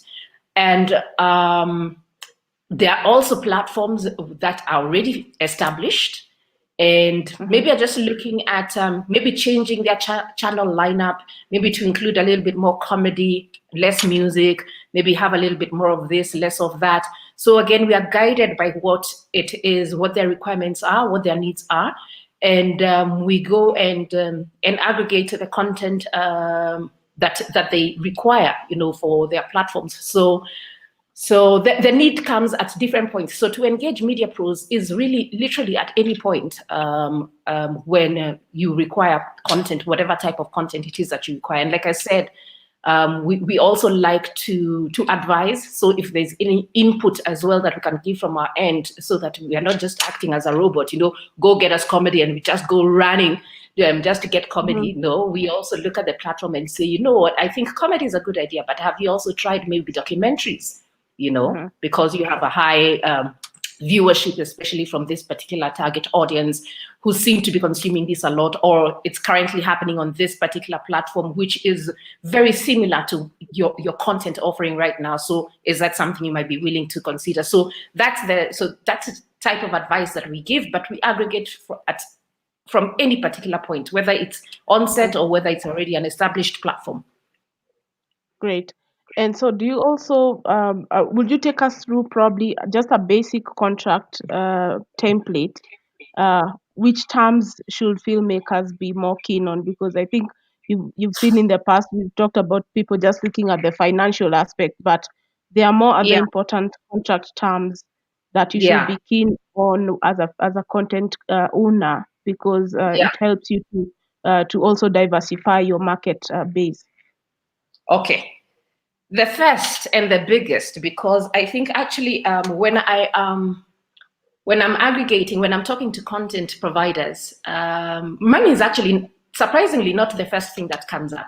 It does come up somewhere in the conversation, but first they want to know other things. The biggest question I've been asked is, do you want it exclusively or not?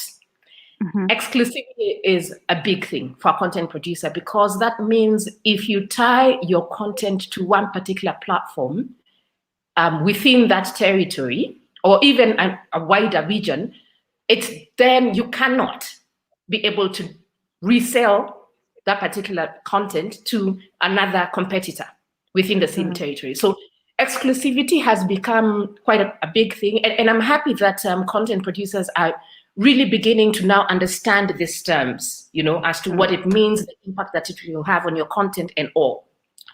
However, having said that, it doesn't mean that exclusive deals are bad. No, not at all. At the end of the day, because we are looking at an agreement, as you've said, there are many aspects that are covered in that, because you may sign off on exclusive terms, but your license fee, which is now the price that the buyer pays, which is the second thing that one should look out for, is it commensurate? What are you looking for within that? Because you may, or rather, what is the commercial model? You may give your content at a full license agreement, for example. So I come to you as Media Pros and I say, Lucy, I want your content exclusively for a year, and I'm going to give you $25,000 for it. That might make sense to you as a producer, because maybe you spent less than that, or maybe even if you spent more, it's something that you wouldn't mind having it being held for 1 year for that amount of money. Because some people, get the money, and most producers, and I know, and they plow it back into another production. So it helps to sustain them. So the license fee also can go hand in hand with that. There's also the pre-license, where a producer can be given a percentage amount of their program, of their production budget. So sorry, let's say 20%, and they raise the remaining 80% and deliver the program to that particular platform for broadcast. So that is also, again, what are the terms that you're looking at? Is it now on revenue share, because you've spent also a little bit of money, you've spent 20%. So should an advertiser or a sponsor come on board, then does that mean then you will take 20% and the other investor, which is the broadcaster and the platform, then also takes 80%? But then again, I keep saying there's no deal that is the same, and it really depends on how you negotiate. Of course, then we know there's the full commission. So as a producer, you already have ready-made content ready for broadcast. You've already invested in the production, it's ready. So again, here you can decide, you want a full license fee. I'm mistaken. Commission is you are being paid to actually produce the program now, from scratch. So you're being funded at 100%. The sister to that, of course, is co-production, again, where you can decide to go in 50-50 and all that. And so when you look at the license, the commercial model, then it assists a producer then to decide then what type of deal that they would like to go for, whether it's exclusive, non-exclusive, whether they want revenue share, if it's not a full-on, commission, if it's a co-production. So there are various aspects that are important to look at when looking at distributing your content. Then, so that's on the commercial side of things. Then there's the license period, in terms of how long do you want your content to be held by that particular platform that you're distributing for. Some, depending on the genre, again, some license periods could be as minimum as even a month, depending on the genre and the refresh rate. And some could be well into 24 months, depending on genre and platform. So as just distributors, it's our job to really identify and look out for these terms and these specifics, and guide the producer and the platform as well with regards to what would make a good deal. Because at the end of the day, it has to be a win-win. It cannot favor one side and not favor the other, because if content producers don't have content, are not able to generate content, then what will you as a platform have, on your platform? Nothing. So if there's no production happening, then you as a platform really also lose out on that. You really have nothing much, to offer your consumers or your audiences. So I think for me, those three are very key in terms of looking at the deal. And we are always ready to advise independent producers or even broadcast networks who are looking for content in terms of what would be the best approach, and in terms of making sure that it becomes a beneficial arrangement between the content producer and the content platform. And so that's where Media Pro steps in. I'm not sure if I've left out anything else on the license deal agreement. I think that those are basically most of what you'd call the hot points that are asked. Yes. Oh, great. The other thing I wanted to ask, if I'm bringing my content to you, which are the promotional tools that you need me to present my content with? In terms of how you're submitting your content? Yes, the marketing material. Yes, let's say we've sealed a deal and now you're going into the industry. Yeah. Okay, like what other material can support your content, so to speak? Yes. So that it's not just necessarily just an individual, just a title, just a program. Well, that's a very good question, because it's one of the things that I think most producers really overlook when they are trying to distribute their content, or basically even before they get to distribution, at the point of production, when they're out there in the field, or even from the onset. These are things that are very critical. I keep saying, for me, and that's why I call it a strategy. Everything for me is a strategy, from production to distribution to marketing. You really have to, you really must have a thought through process as to how this content that you're producing, that is out in the field, that you're out in the field for, how do you monetize at the end of the day? Or are you just producing content just for fun? Some people do it as a hobby. It's not really a big thing, and I think we've seen a lot of that. TikTok, that's fun, that's content, but it's being produced really for fun. But I believe they are monetizing the more views that they get. So it's important that producers think about elements such as behind the scenes, for starters.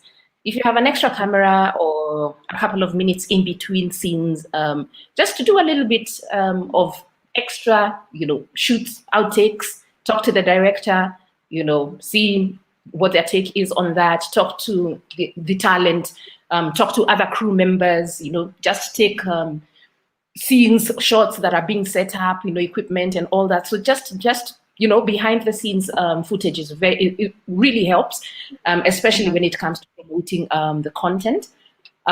Photos, we all love photos, and again, you can keep them for a long time, and they're very easy and simple to distribute. Plus, they can be used for generating posters. Especially for me, if I am going out to sell your content, I would have to develop a catalog.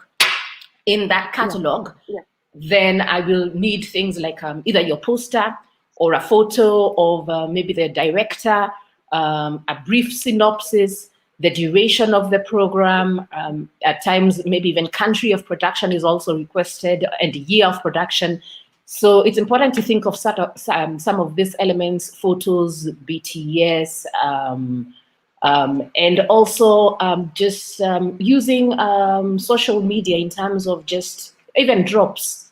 Even while still in production, it doesn't hurt to start marketing and or rather creating awareness about your program. You can already start doing little outtakes, 1 minute as, on your YouTube page, Media Pro's production company, every day or every other day, just say today on location with this and the other, this show is coming along, really great and all that. And then you share that. And so what you do is you're already creating that interest, that thirst, that longingness for the content to, first of all, get an audience from consumers. And you're also hitting out at the the platforms as well, the broadcast networks that may be potentially looking for that particular type of content. And thirdly, you're also reaching out to potential advertisers or investors who may want to actually be associated with your program. So going over and above just producing your content by looking into these little things is something that really helps push your product, because at the end of the day, you are the content owner. I forgot to mention IP was very important in a deal. That is one aspect also in the previous whatever. Yeah, I'm maintaining IP. At the end of the day, you own this content, and I'm pretty sure you want. There's a reason why you produced that content. You know, you want to monetize. You want to create awareness. Maybe you want to pass a social message, or maybe you just want people to laugh and have fun. Or maybe you want to win awards, you know, you enter it into a certain category. So different content producers have different notions as to what it is that they would like to generate or get from their content. But bottom line, let's not lie, majority of it is, I want to make money out of it, of course. You know, Tyler Perry would not have opened up his studios if he did not want to make money. He just got tired of paying, you know, Warner Brothers Studios and stuff like that, you know, to produce his film and his content. So he figured, you know what, I can cut on that cost. Let me, you know, create my own studios. That way, I can be able to, you know, to do more. That I can be able to distribute even more. So yeah. So those promotional materials are very, very important to think about from the get-go. Great. So I know the conversation of distribution and marketing go hand in hand. Will you talk about the impact of social media content marketing? Well, we all know social media is big.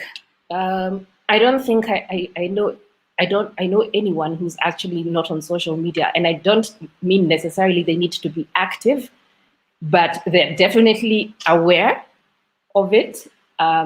And maybe are just active on one, you know, rather than across, because we have different platforms. You have your YouTube, you have Facebook, Twitter, Instagram, and a host of others, Snapchat, Tumblr. Some I don't even know them, but there's quite a large offering, and I think if we can be able to utilize, especially from producers and distributors' point of view, to utilize at least a minimum of 3, you know, engage with 3 of these platforms, it would help to push your content. However, while selecting those 3, it's important to also know your content. Facebook has been termed as a platform for where you want to have maybe lengthy chats, you know, share photos, you know, maybe share some videos and all of that. So the target audience, according to research, is that it's for more of a mature type of crowd. Whereas when you look at something like Twitter and YouTube, is a lot more youthful. Because it's quick, you're in and you're out. You're on YouTube, you upload your content, and that's it. And people come and watch it. But then now you need to use another platform to be able to push viewers to your YouTube channel or YouTube or content on YouTube. There's like Twitter, I've said, you're just in and you're out. It's quick information, and that's it. So depending on the particular type of content that you have, it's important to identify which are the right social media platforms that you want to engage with, because that is basically where you will be able to reach out to the potential audiences that you're looking for. But social media is, in this day and age, it's a very critical. It's a very critical tool to use to promote your product. So having someone on your team as a producer who is just only on social media, 1 or 2 people, depending on, of course, the scale or the magnitude of the production, would really be a good idea. And also just think at the back of the mind, this is something that needs to be sustainable. So don't launch social media pages, post for 3 days, and then go quiet. That's not effective at all. So you have to make sure that at least you know, you remain active. There's active conversation, participation, and engagement between yourselves and the audience that you're trying to reach out to. Great. So which gaps do you see in our content space, especially when your clients probably ask for certain genres of content, but you're not able to meet their requests? Okay, so are these gaps facing with the platform or the content producers? Because they both have gaps. Yeah, you can talk about both. Okay, let me start with the content producers. And when I say gaps, let me not necessarily say gaps as such. I'd like to say challenges. Yes. So I think we all know financing has been a major issue when it comes to content development. And it's not to say that the industry is not developing because there's no money. It's just, well, to some extent, yes, that's it. But also depending on the type of content that you can be able to do. So you see that if a content producer is not able to develop a feature, for example, because of lack of financing, and that yet you find that the broadcast network is actually their interest is feature film. So they both lose, right? Because the producer is not able to produce and the platform is not able to get that type of content. So so I would say that there are certain challenges that producers face, and that by extension also then has an impact on the platforms. But there is nothing, I keep saying, you can squeeze avocado juice, I mean lemon juice out of an avocado, whatever, if you really want to, meaning nothing is impossible. I think it's really just a matter of identifying what available opportunities are there currently. If you have a production budget of 100,000, and or rather you have 100,000 in your pocket, but your production budget exceeds because of your concept, and it's maybe 500,000, you may have to, as a producer, re-strategize, go back to the drawing board. Instead of killing that program, go back to the drawing board and see, can you refine that concept? Can you maybe make it,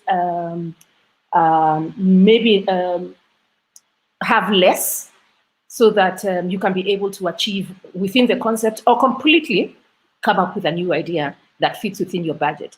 So it's important for producers to try and work within what it is that they have without straining too much. If there's an opportunity as well to be able to raise additional funding from an investor, perfect, even better. And Media Pros also steps into that position. We look at your concept, we see the direction that you want to take, and we advise based on this. And at times even go for meetings with you, or even set up those meetings, because we have a network of people that we work with. So it's a little bit easy for us to navigate through these channels. So if that happens, then of course, and your investor could be the broadcaster, could be the platform. It doesn't necessarily have to be a corporate or an NGO. It could be the platform that says, you know what, we like this content, we think it's suitable and it will fit in quite well within our content offering.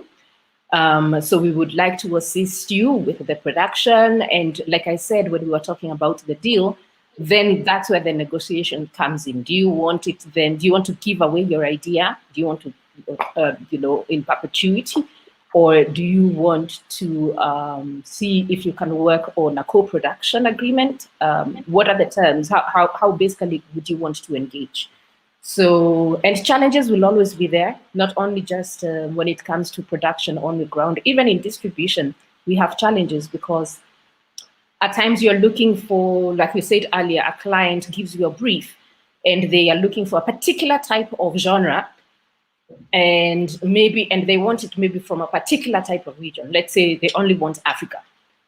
And let me use animation as an example, because animation has been one of the toughest genres to find. So a client comes and they say, yes, I've got a huge budget, but I only want African animated content. we have to go out and look for it. We have to comb through the market, talk to producers, get referrals, watch different platforms and channels, see if there's anything there that is suitable that could fit.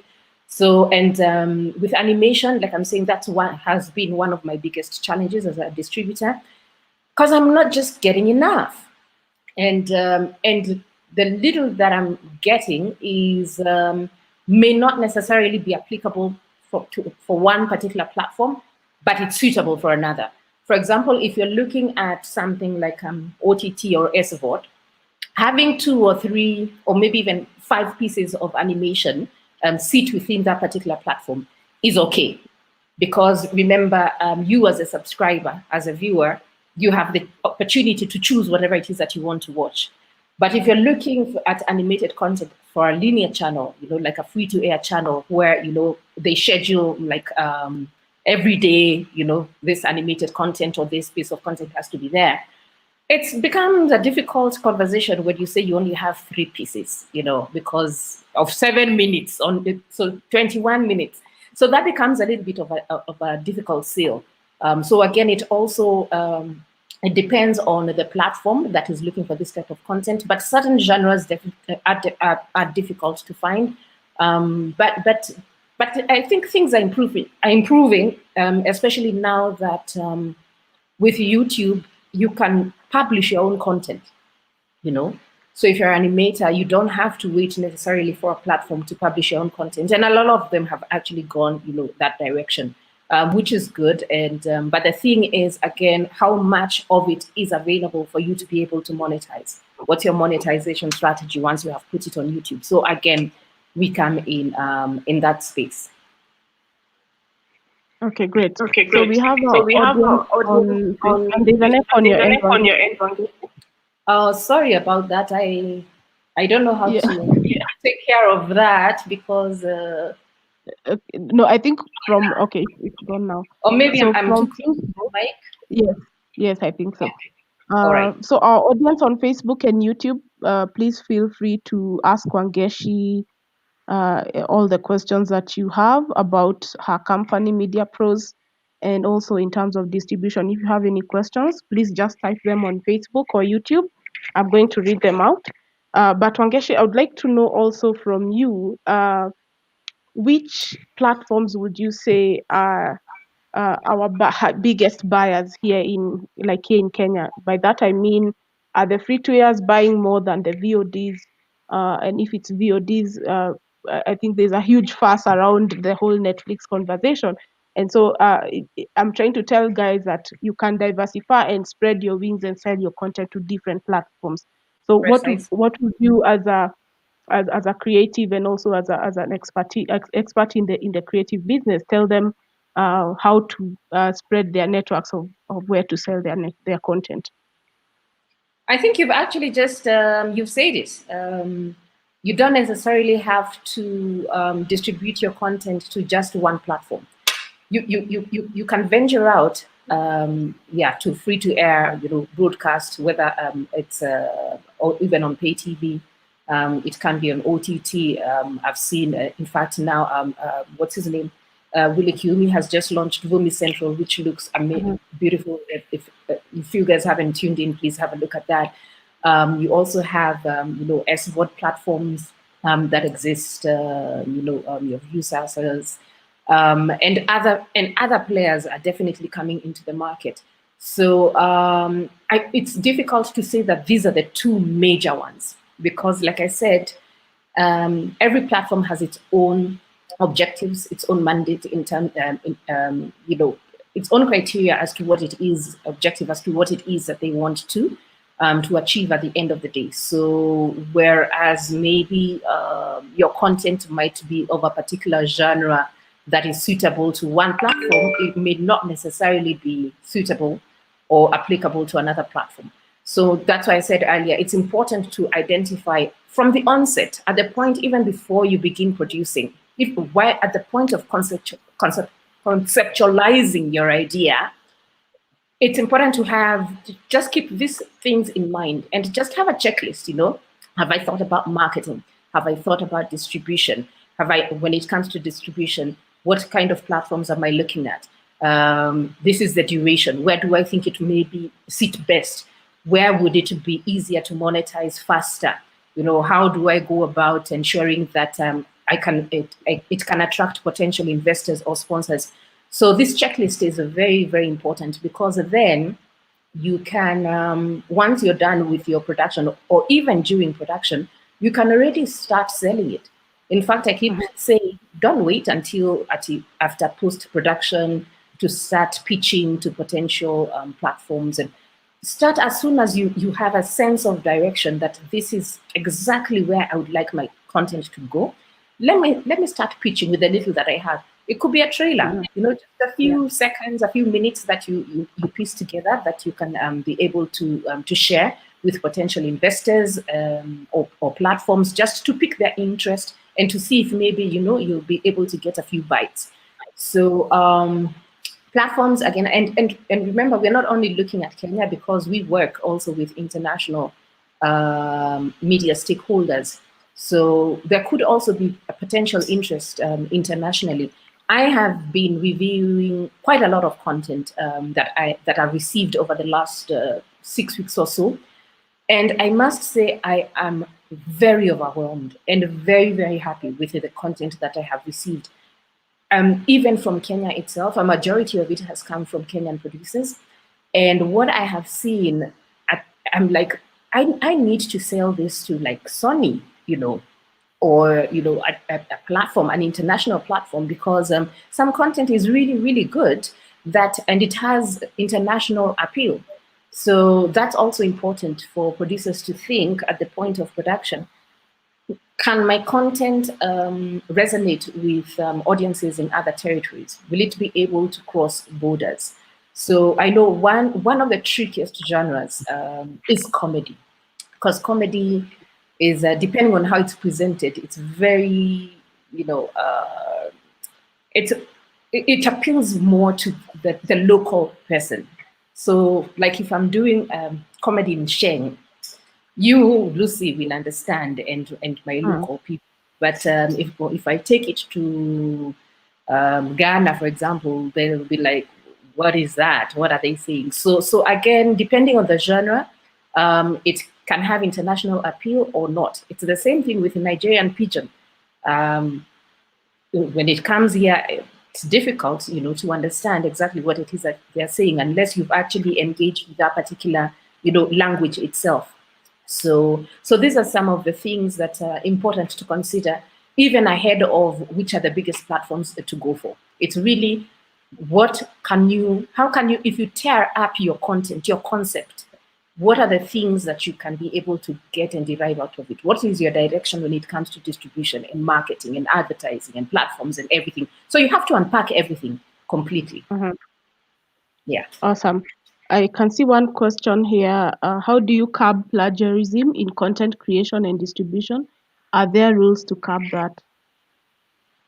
I think by plagiarism, maybe what it means is ideas being stolen. Or maybe having your idea being repeated or being redone by somebody else. This is something that is quite difficult, but the thing is, you cannot copyright an idea.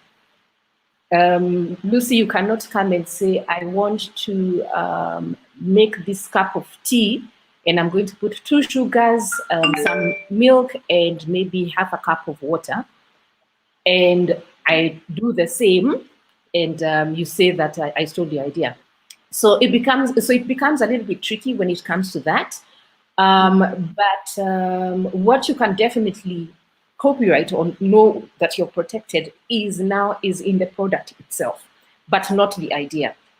I can decide to have a music show, but this is how I'm going to package my music show. It's going to be a magazine, but it will also feature artists. It will have a band, and I will also have a DJ.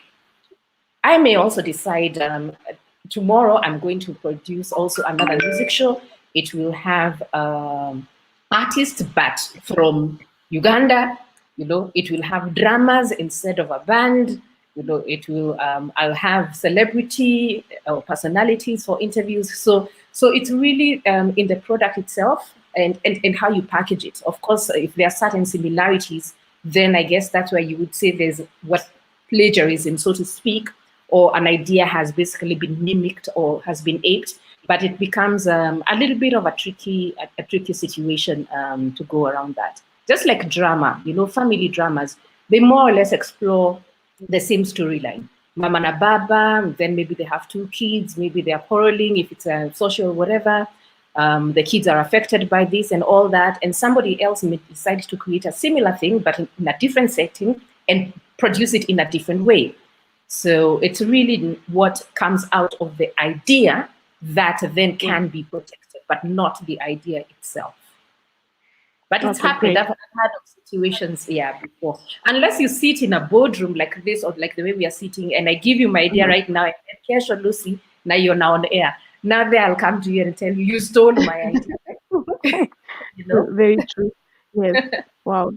Thank you so much, Wangeshi. You've shared like a million insights and new ideas and tips that I think filmmakers should implement in their content creation and as they see themselves as creative entrepreneurs, because that's also something that has been a challenge for filmmakers, not understanding the business aspect of this creative industry. Correct. I think that we are done with the questions online, and I appreciate everyone who has engaged us on our YouTube and Facebook page. And thank you so much, Wangeshi, for your time and your amazing insights. You're And very much. I think Can I just leave you with one thing, if I may? You just talked about film being a business, and and we need to start looking at it as an entrepreneurship, whatever. Yes, totally agree. And I want to tell all the content producers and developers out there: do not give up as a creative. If you hit a roadblock, just take a few steps back, maybe just do a little bit of a turnaround and see exactly how it is. Maybe you can be able to to re-strategize. But what happens right now is if a producer doesn't get money, they drop the idea. And it's a brilliant idea. But there are opportunities, that you can look at, come and talk to us as media pros, say, I'm stuck in this area. How can you assist me to be able to at least get my product out there? And this is what I want to be done. So that's what we are here for as media pros. So creatives, please, ideas, keep them coming. We love the content that is coming out. It's just simply amazing. So yeah, that's it. Awesome. Oh, wow. Thank you so much, Wangeshi. So back to our back office, Dr. Zippy. All right.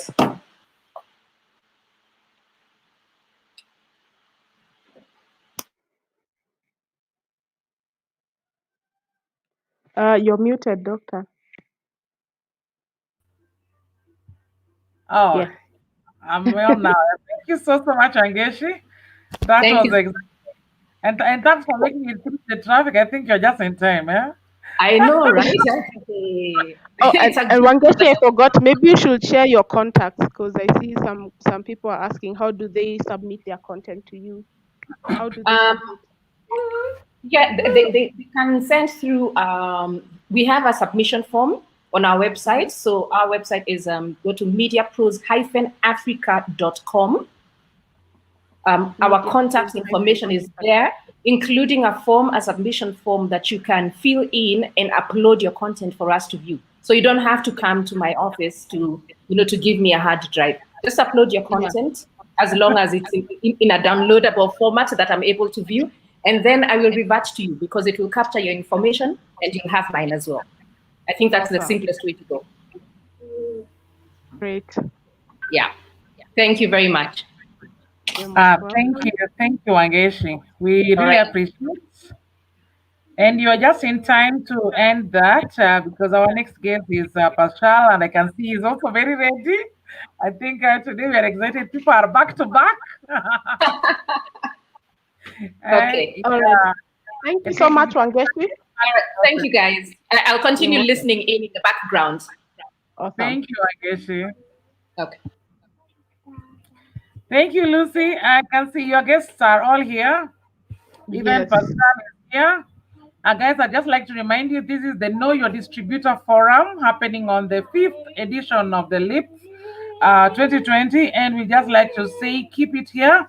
We are having this conversation right now, and in the afternoon, we will have another panel discussion, monetizing your creative content. So today it's all about money. And Lucy, it's Lucy's day. So this is Lucy's day on Lipff 2020. And we'd like to welcome our next guest, Pascal Schmidt of AAA Entertainment. And Lucy, back to you. Hi, Pascal. Hello, how are you doing, Hi, ladies? Pascal. Good to see you. Hey, Lucy, good to see you again. Yeah. All right. Well, welcome to today's discussion, Pascal. And to our audience, Pascal Schmidt is the head of production and development at AAA Entertainment, which is based in South Africa. So before we go into the distribution aspect of this panel discussion, Pascal, just introduce yourself to the audience and tell them your industry background and what your company does. Okay, thank you so much, Lucy, for having me. I appreciate it.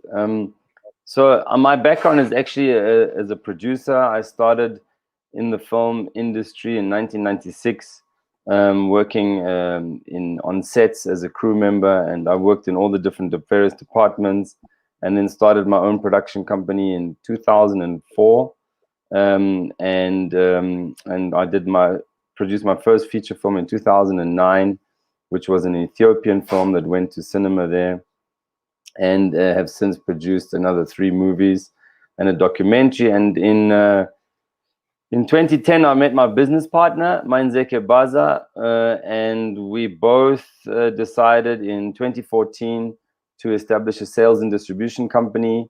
We'd been going to the festivals and markets around the world, the typical circuit everybody goes to, and realized that there was really no representation for films from Africa there. There were no sales companies you could go to that were from the continent in these markets, and nobody was specializing in these type of films. So we formed AAA Entertainment in 2014 with a sort of intent to take African films to the world, find the buyers for them internationally. Specifically, I mean, in South Africa, most films are financed with a pre-sale from Mnet or other broadcasters, so the African rights were often not available.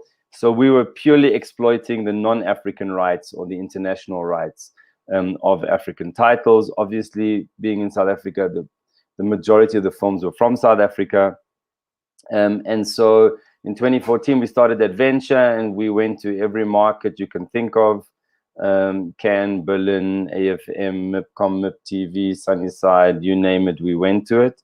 And we soon kind of figured out which markets actually suited our content, where the buyers were that would buy African content, and we settled on a few, and we've since been, you know, at the Cannes film market is our main market, I would say, because it's the biggest one for film, and most of our buyers are there. And we have a stand at the market every year, and we represent titles that we sign there. And that's basically the company, what it does. In the process, we sort of developed, my partner and I developed 2 divisions in the company. He now is the head of distribution and sales, and he primarily deals with the buyers. So he's week to week is dealing with the buyers, showing them new content, showing them films, showing them titles we've signed or that people want us to aggregate to certain platforms. Especially Netflix has been a big buyer in the last 18 months. And we've been selling them a lot of content that we don't necessarily sign, but we do an aggregation deal on. And he deals with the buyers. And my division, which is development and production, is really more about engaging with the filmmakers and the producers. So that's my day-to-day, is actually engaging with the producers, looking at projects either that are in development, in pre-production, in production, in post-production, that have not been completed per se, and looking at the viability of them, the sellability, advising them, trying to shape them with our advice to be more sellable, especially in the international market as well as in Africa. And then once they're completed, and they look like they can do some sales, then I'll pass them on to my partner Mainzeke, and he will then assess them and place them, you know, with the right buyers and give them a value, etc., etc. So that's basically how our company works. We have about 9 people at the company now, but my division is dealing with producers really, and we also co-develop projects and co-produce projects with predominantly with producers whose films we've sold in the past, and who ask us to get involved in their next title as executive producers or co-producers, and help them maybe access finance out of South Africa. We deal with the rebate and with the IDC, with the equity investors. We do pre-sales. So, you know, it's across the board, depending on what the project requires, doesn't have in place, and where we can be of benefit to a project. And the project can be, of course, of benefit to us in terms of we can see sales and foresee sales for the project. Wow, great. That's a brilliant introduction. So maybe our filmmakers would like to know, at what point should they start engaging you as a distributor? From the conception of an idea, the script writing stage, pre-production, or do they come to you towards the end? Any of the above, all of the above, really. You know, it really depends on the project and who's making the project. So, you know, if at any stage you can come, you know, I always think it's better to come earlier than later. We can always say, we can't help you right now, come back to us later at a later stage, but you'll probably pick up a bit of advice from us one way or another. I'm always keen to share insights into what the market wants, what's selling, what's not selling, you know, especially concerning genres. You know, there's some very basic things that we can always share with any filmmaker at any stage, that usually will help them understand. And I always say, know your market, right? Know who the film is for. You know, we don't want to push people into certain markets. We know what markets are buying a lot of content in specific genres, and we know what can sell easily at a good price. But if you are not keen on the genre, you don't want to make a commercial bubblegum film for the masses, you want to make a unique, different, artistic, etc., film, you know, we're not there to stop you from doing that. We're just there to say, you won't make this kind of money from this market with that film. Be aware of it, understand it, and that should really inform you as to how you're going to finance the film, how you're going to make the film, and how you're going to distribute the film, right? And depending on what that is, there are different paths that you can follow. You can't take an art house, you know, niche film that is very unique and doesn't fit into a genre and expect you're going to release it on 100 screens in South Africa in cinema, you know, and break the box office. You know, like, that's not the reality. An art house film will generally fall onto like a 5 cinema circuit in South Africa, for example, and will probably not get theatrical distribution anywhere else. And there's very niche buyers for those films, and usually those films are soft funded. You know, they don't have recoupable money. But if you want to go to an investor and say, give me $500,000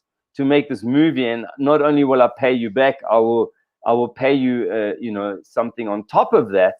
You know, you'll get a premium on your investment, or you'll get equity in the film and a share of the profit.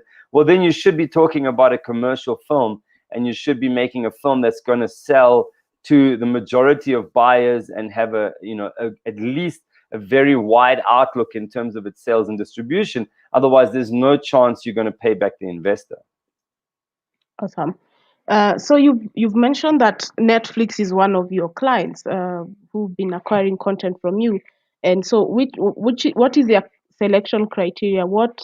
First of all, what genres of content are more on demand at this time, and also what do they ask for from you that you ask from the content creators to deliver to you?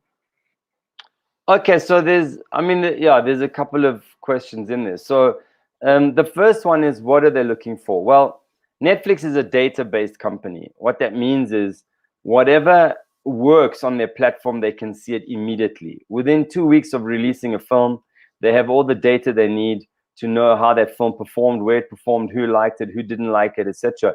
And anything that performs well, especially in a new market, and Africa is a relatively new market for them, as well as the African diaspora. These are all relatively new clients for them. Whatever performs really well with those clients, as well as with the rest of the world, they're going to want more of that. And so, you know, in 2019, they came really strong into the market. They were buying like, you know, 1 or 2 titles here and there from us from 2015 to 2019. But in 2019, they actually appointed a head of acquisitions in Africa and a head of originals. And they set up shop here properly. And so they started buying a lot of content. And initially, it was quite experimental because they were like, we don't really know what's going to work, you know, in Africa. We don't really know what's going to work 100% in terms of African content for the African diaspora. So they were buying across a whole lot of genres, in a whole lot of languages, you know, a whole lot of format. They were trying a lot. They were quite experimental.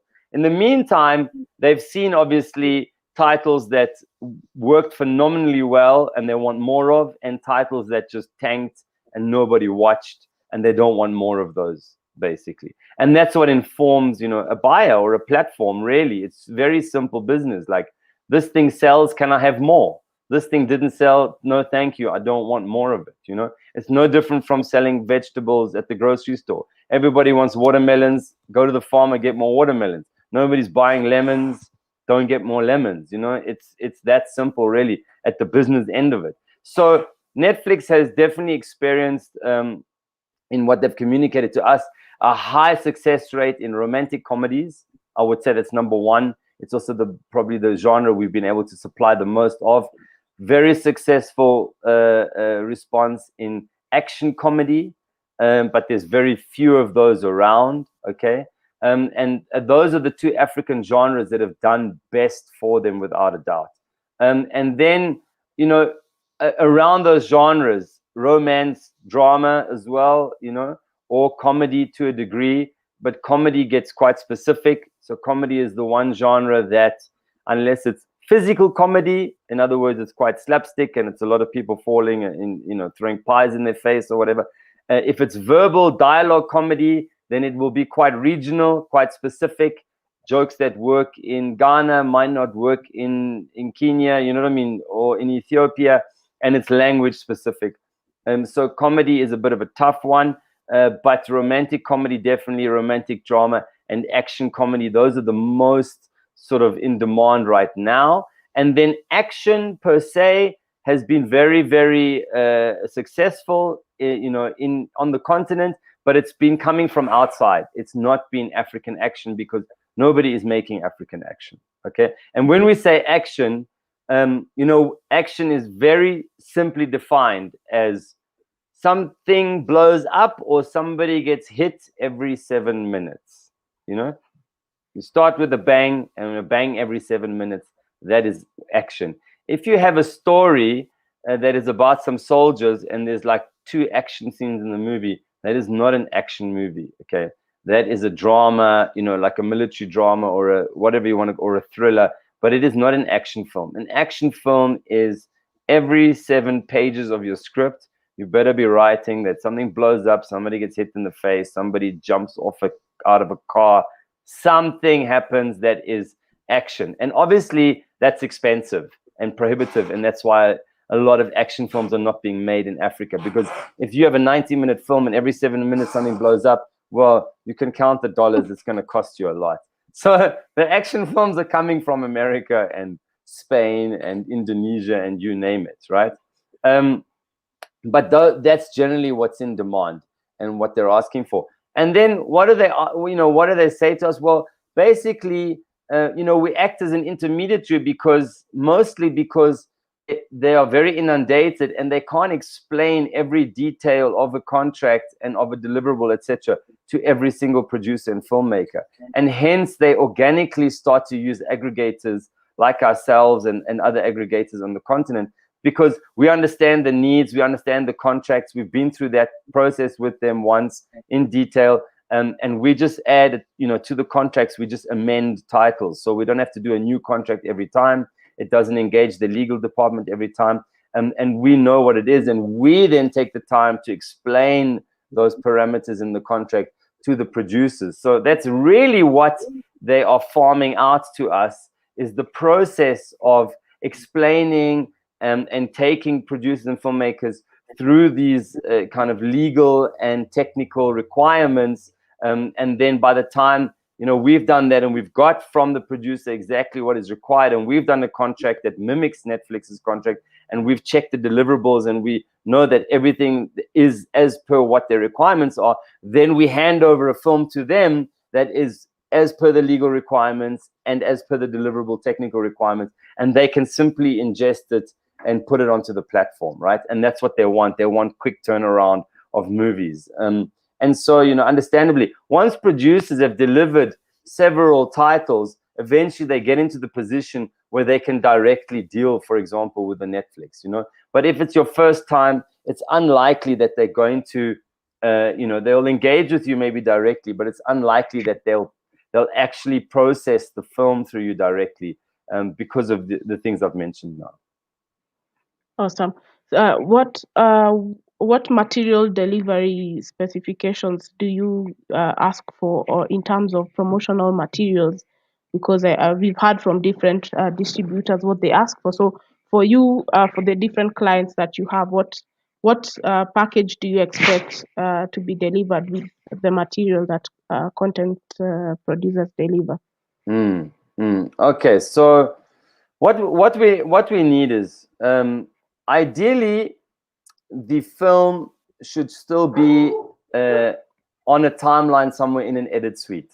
Okay, so if you were editing with another editor and they gave you the finished QuickTime file and then they wiped off everything and gave you the thing and said thank you very much, move on, that could be problematic. So what you want is, when you're delivering a QuickTime file, you want the project ready in Adobe or Avid or Premiere or whatever you've been working on. Okay, Apple QuickTime, whatever it's called, the editing system. So whatever you've been working on, ideally have it there, because a lot of the issues that come up require re-exporting according to the specification. So you might have made a QuickTime ProRes file, but you used the wrong bit rate, or you used the wrong bit rate for your sound, or there's certain things that you didn't export correctly. So we might come back to you and say, listen, can you re-export it at this?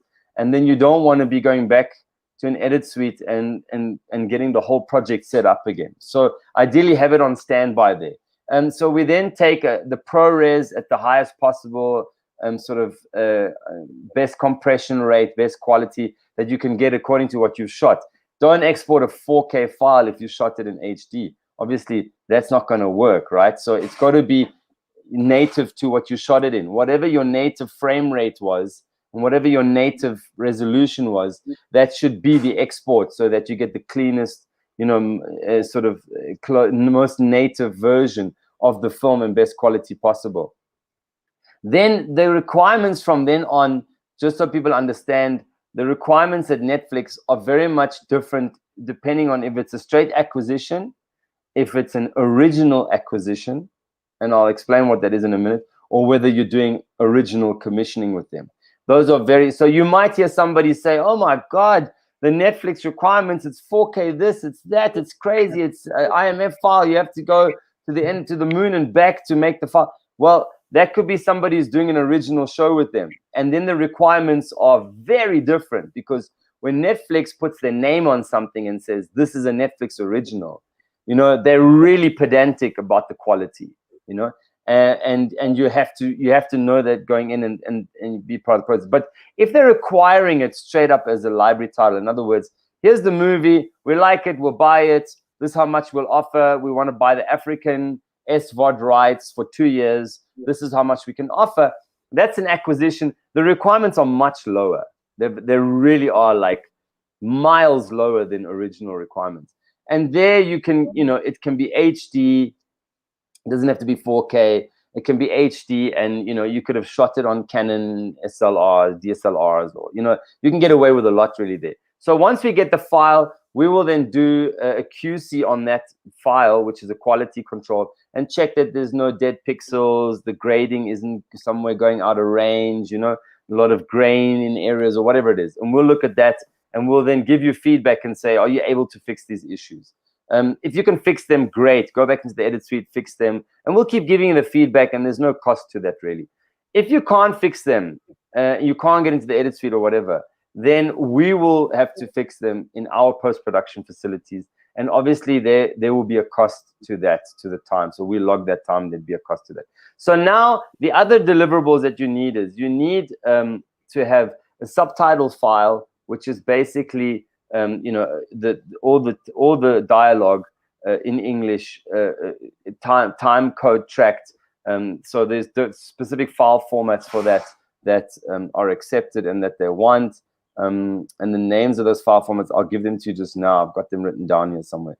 But essentially, you need a subtitle file or a caption file if you have one, which is a file that also, if it's for America, they need closed caption, which also describes the sounds in the file, etc.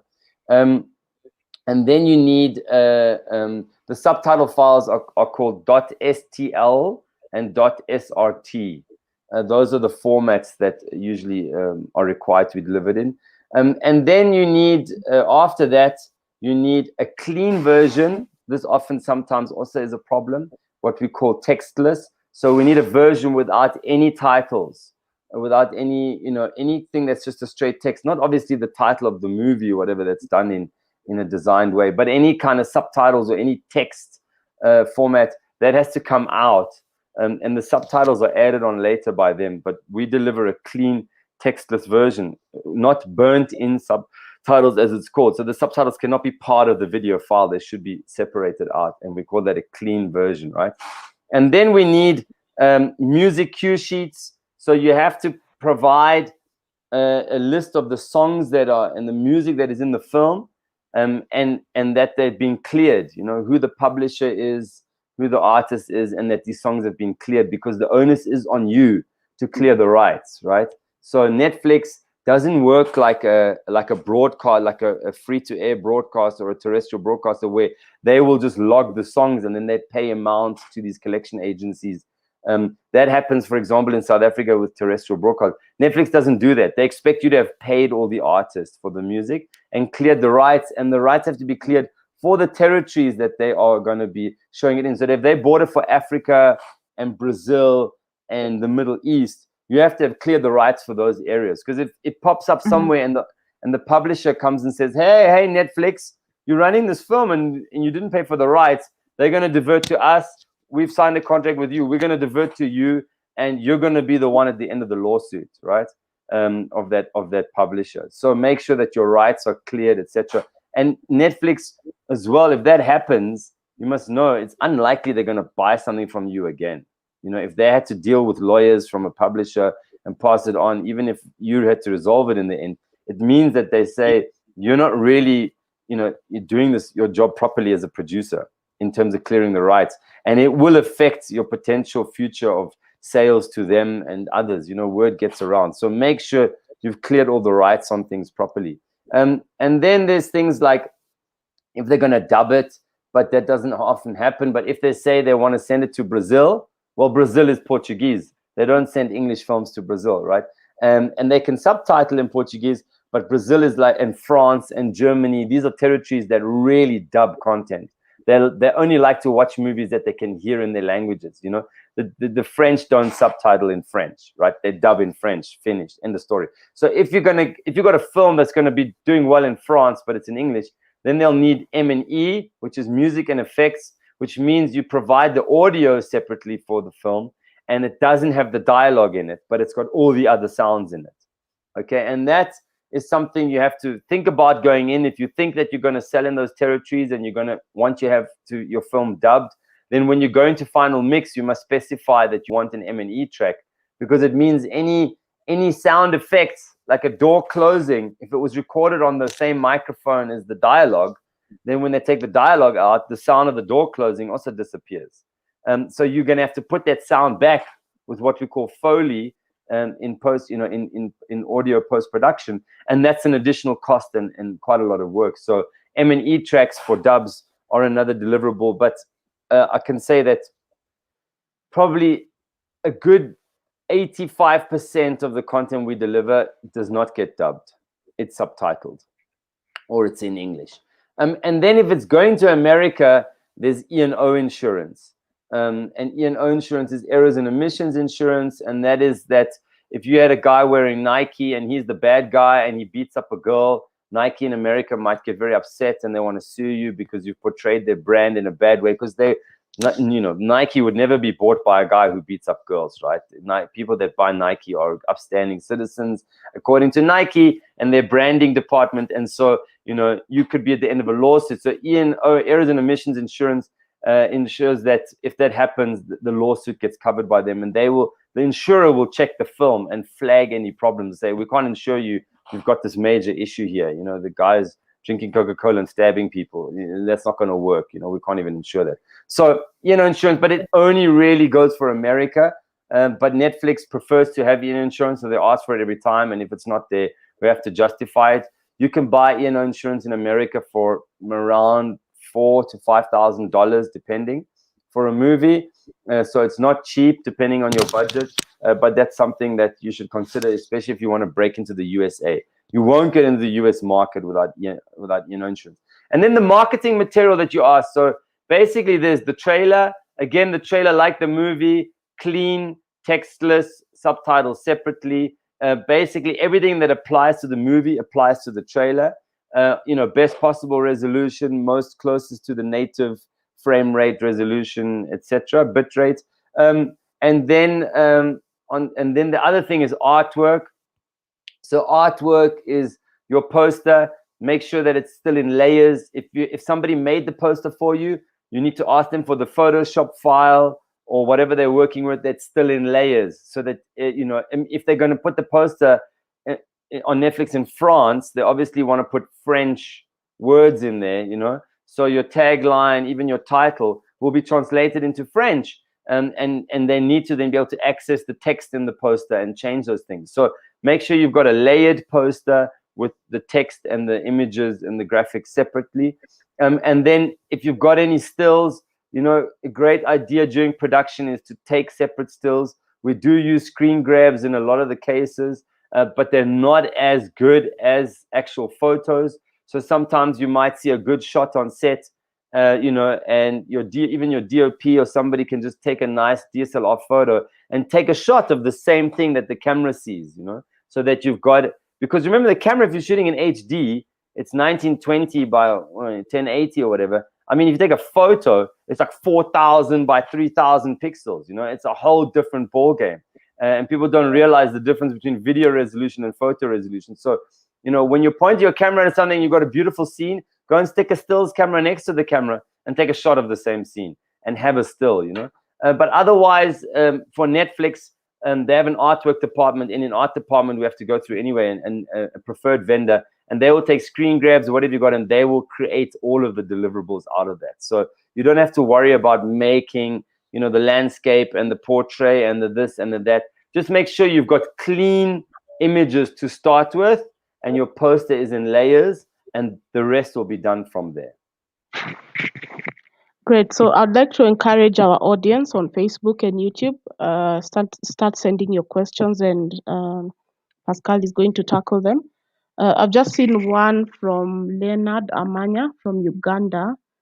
He's asking about which is the most sellable genre for your company, genre of content. Romantic comedy. There you have it. See, that's okay. Our biggest seller here, right here behind me. That's our biggest seller. Happiness is a 4-letter word. That's our biggest seller. We could sell that. We could actually sell that. It's the only film we could sell into the US to US television networks.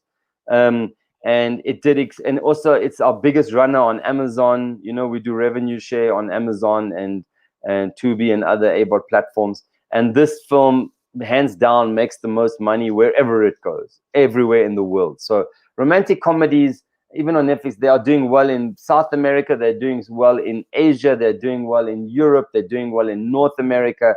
They do well all over the world, because guess what? Everywhere in the world, people are into romance. Surprise, surprise. You know, men are trying to hook up with women, women are trying to hook up with men. It seems to be a global phenomenon. So romantic comedies are definitely our bestseller. If you've got romantic comedies and you email us, I promise you'll get an answer very quickly. Okay.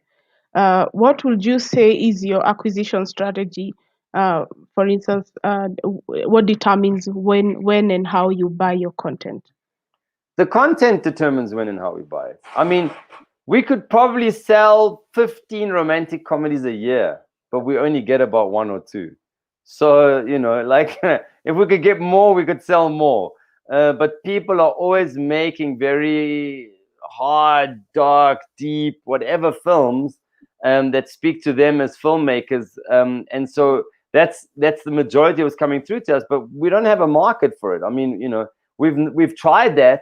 We've tried a lot of titles that just didn't make money. So, there's no point of us signing a film that can't make money. So if your film doesn't have a happy ending, and it's pretty depressing, well, it's a film festival film, but, I don't know who I'm going to sell it to, because people generally on Friday come home from work, they had a tough week, they want to watch something uplifting, heartwarming, make them feel fuzzy and warm inside. They just generally don't want to watch like a depressing kind of issues-based movie.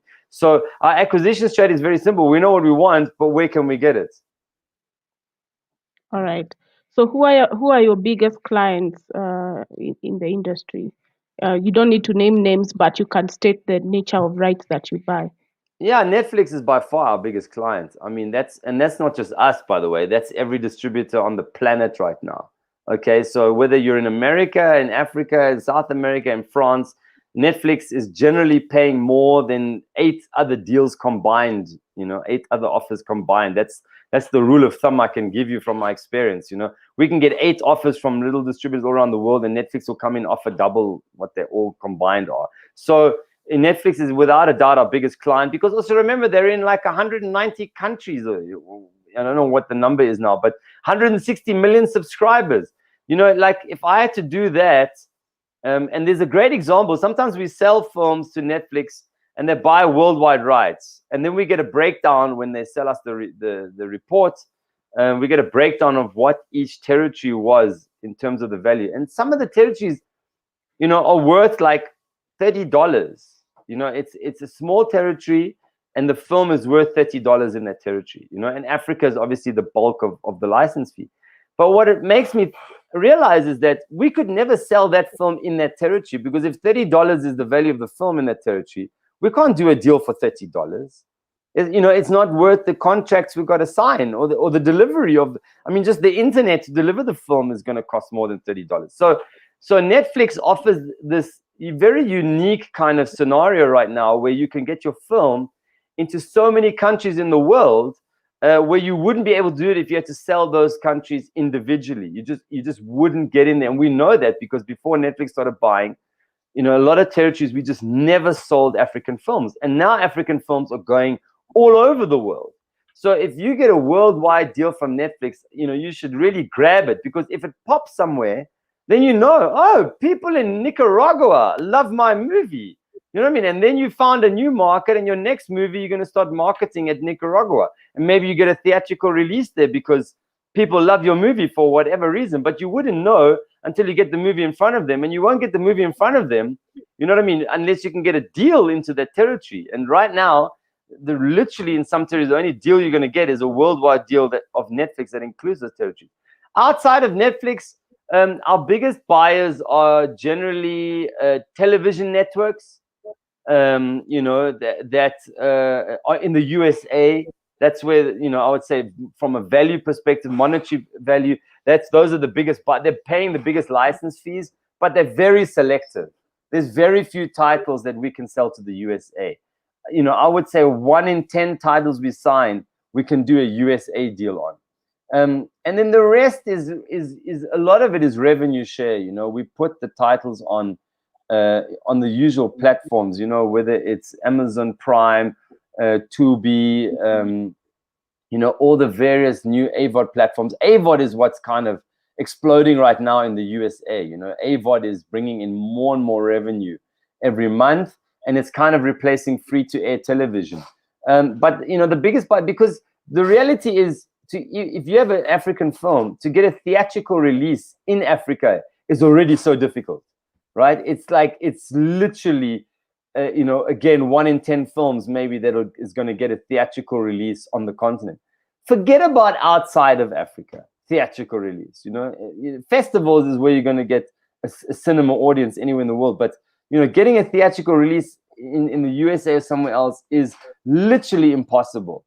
So distributors don't buy a lot of movies, like, you know, international distributors. That, you know, we don't sell a lot to international distributors because they can't see like a theatrical release, then, you know, SVOD, or then television, then this, because that's normally how distribution works traditionally, right? You release on cinema, that's the marketing of the film. You hope to break even on cinema. That's actually the reality, is you want to break even. You don't make profit on cinema, but then everybody knows about the movie, and then the buyers will start buying it because they know about the film and it's had a theatrical release. I mean, your price points in the USA are literally determined by theatrical release or no theatrical release. You know, if you see a title for rental on iTunes or Google Play or whatever, that price point is determined by it was released theatrically, it was not released theatrically. So, you know, mostly we are selling directly to SVOD, AVOD, TVOD networks, free-to-air terrestrial broadcasters. Those are our biggest clients. And, you know, Africa first. I mean, here's where the biggest interest is. And as you leave Africa, it kind of wanes. It gets more difficult, you know. And that can be language-based, it could be cultural-based, or it could just be Americans just want to watch American content. You know, that's good. I have a question here from Esther Kemi. She says, I'm almost done with my feature film. How do I get my film to Netflix? For Netflix to preview? Can you help? I'm from Nigeria. So probably just say how your content submission process. Yeah, so just email us. You can go to the website, www.aaa-entertain.com. So AAA 3 A's hyphen or dash entertain.com. And you can contact us via there, and then just send us a screener, you know, like watermark it, put it on Vimeo, make sure it's not downloadable, secure it yourself. You know, we generally work with Vimeo. It's the safest platform we feel, and the simplest to use. And then send us a screener, even if it's a rough cut. If you're in post and you've got an assembly or a rough cut, you can send us that already. You know, we understand post-production. We won't judge it for not being graded or online or whatever, but we can at least see the story and start giving you feedback and saying whether or not we think this will be something Netflix will be interested in buying. And, you know, so because we've been selling them so much content, we know what they want and what they don't want. So if we know that they're not looking for this because they've rejected 5 films like this already and said, please don't send us any more of these, then we'll tell you straight away, like, I don't think we can sell this to Netflix. But if we think we can, then it goes into a batch, and we basically every 2 months or 3 months, we basically present a batch of films to Netflix, you know, which is then, you know, has a whole bunch of titles in, and that's also what they prefer. They don't want to look at one film at a time and do one deal at a time. You know, they want to look at batches. So we'll put it in a batch, we'll send it through, and they'll then go and screen it, etc. But, you know, they really rely on the aggregators a lot because they're dealing with so many titles to kind of advise them on you know, what kind of films are out there that are good, that will probably be of interest to them. And the more we work with them, the more we understand their needs. And what we can submit to them and what we shouldn't bother submitting to them. So just contact us, send us a screener. You know, the best way, obviously, once we've got something to look at, is the easiest way to make a decision. You know, if it's still hypothetical, then we can discuss the hypothetical project. We can say, okay, it's this genre, you know, it's this language, it's, you know, who's making it, etc. And we can give you kind of an idea and an assessment. But ideally, you know, if you've got a screener, it's like very simple, you know. All right. We have about 5 minutes to go in this session, so make sure you send your questions so that Pascal can tackle them. But we have one here from Leonard who had asked about the most sellable genre. So he says, I know that you've shared that your most sellable genre is romantic comedy, but are you able to predict if a certain genre will be a success? The reason is that everyone will start making your recommended genre and that will increase supply of that genre and less of the others? Well, Leonard, interesting enough, we have an undersupply of romantic comedy. Okay, here's the reality. We have a total undersupply. So we're getting about 20% of the romantic comedies we could potentially sell. So number one, there's no fear at the moment of people making too many romantic comedies. Number two, filmmakers' inclination is not towards romantic comedy. We've come to terms with it and realized that filmmakers generally don't wake up in the morning and say, I just thought of a romantic comedy I want to make. No, they generally think of other genres. So you're going against, I guess, your nature as a filmmaker in a way to make a romantic comedy. So it's not like everybody's going to start making romantic comedies. That I'm pretty certain of. I mean, that's all over the world. Otherwise there'd be way more romantic comedies in the market. Romantic comedies are a commercial proposition. It's what people want to watch, but not what filmmakers want to make.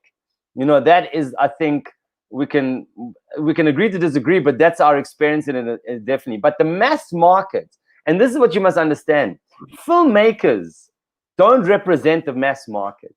So what you and your peers enjoy and get excited about in the films you watch and discuss, it's not what the masses watch and discuss and get excited about.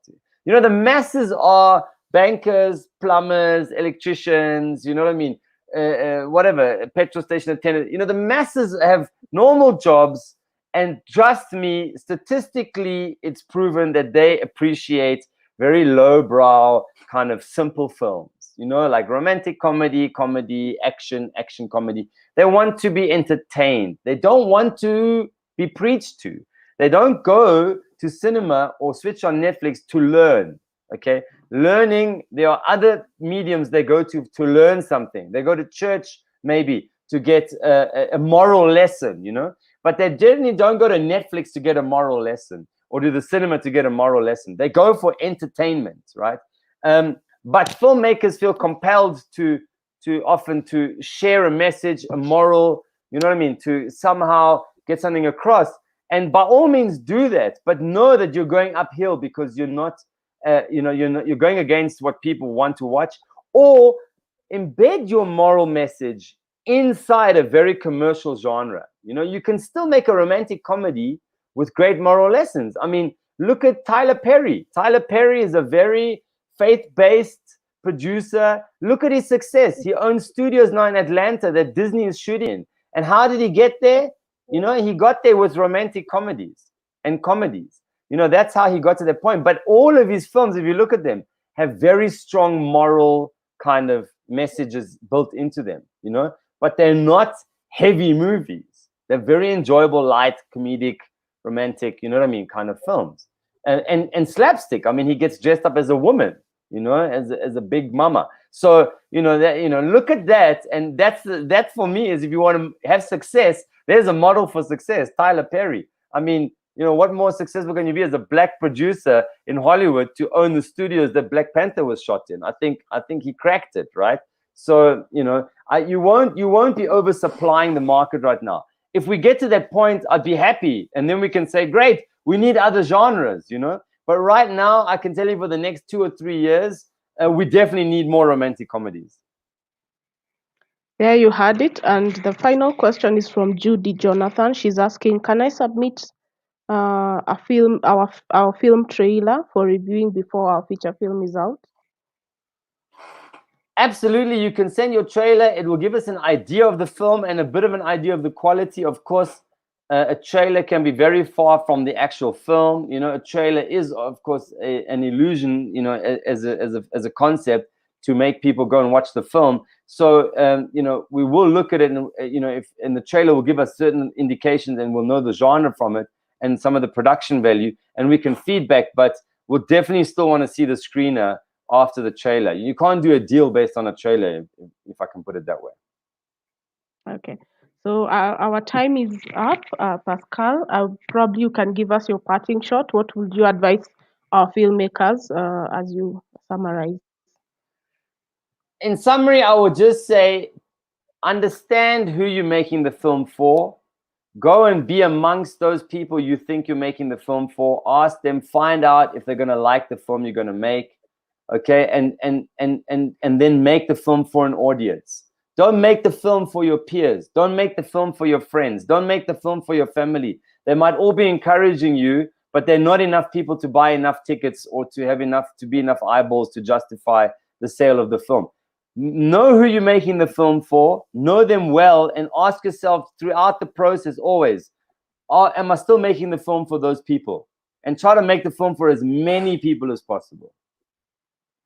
Awesome. There you have it from Pascal. Thank you so much for your time, Pascal. We appreciate you taking the time to be with us. Thanks, And Lucy. you're most welcome. For the audience, thank you so much for engaging with us on social media. And this conversation is going on. We have one more speaker coming up.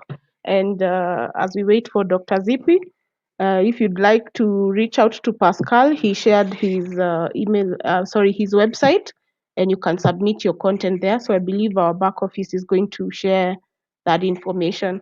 So Pascal, look out for a lot of content which will be submitted to you. No problem. All right. Dr. Zippy there? You're on mute. You're muted again, Dr. Zippy.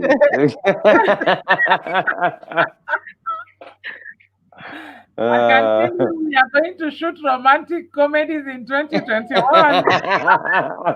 Good. I can't wait. Yeah. But then anyway, sometimes like for me, I think all my films are always comedy-like, but we never write comedy. Comedy comes in the process. But yeah, and it's hard. It's difficult. Comedy is not easy, eh? Not easy. It's easy to watch. It's not easy to make. Yes, yeah. Thank you so much. I think we are very excited to have had you. We are very informed. In fact, I think we get excited when we hear the word Netflix. That's the reality right now. Yeah, whether we like it or not, that is the reality right now. It may change in the future. I mean, I really hope that the future brings more buyers and platforms in Africa that are specific and indigenous to the continent, because what we really need is a market on the continent, because if you can distribute a film in 52 countries, then you are going to have a booming industry, right? But right now, the only ones supplying the whole continent is Netflix, I think I'd like to ask you a question that some people have also shared before in other platforms. What are the prospects of nowadays we have the premium VOD platforms? What are your thoughts on the premium VOD platforms? Are they like a Netflix platform, or are they like a cinema in your hands?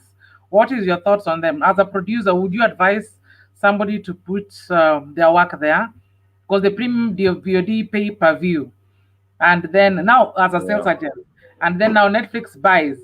So does it reduce what somebody will send to Netflix, or rather Showmax or Mnet, by having your work on the pay as you view platforms?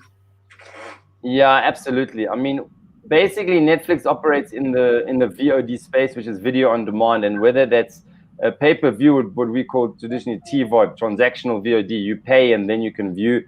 SVOD is subscription, you subscribe and then you can view.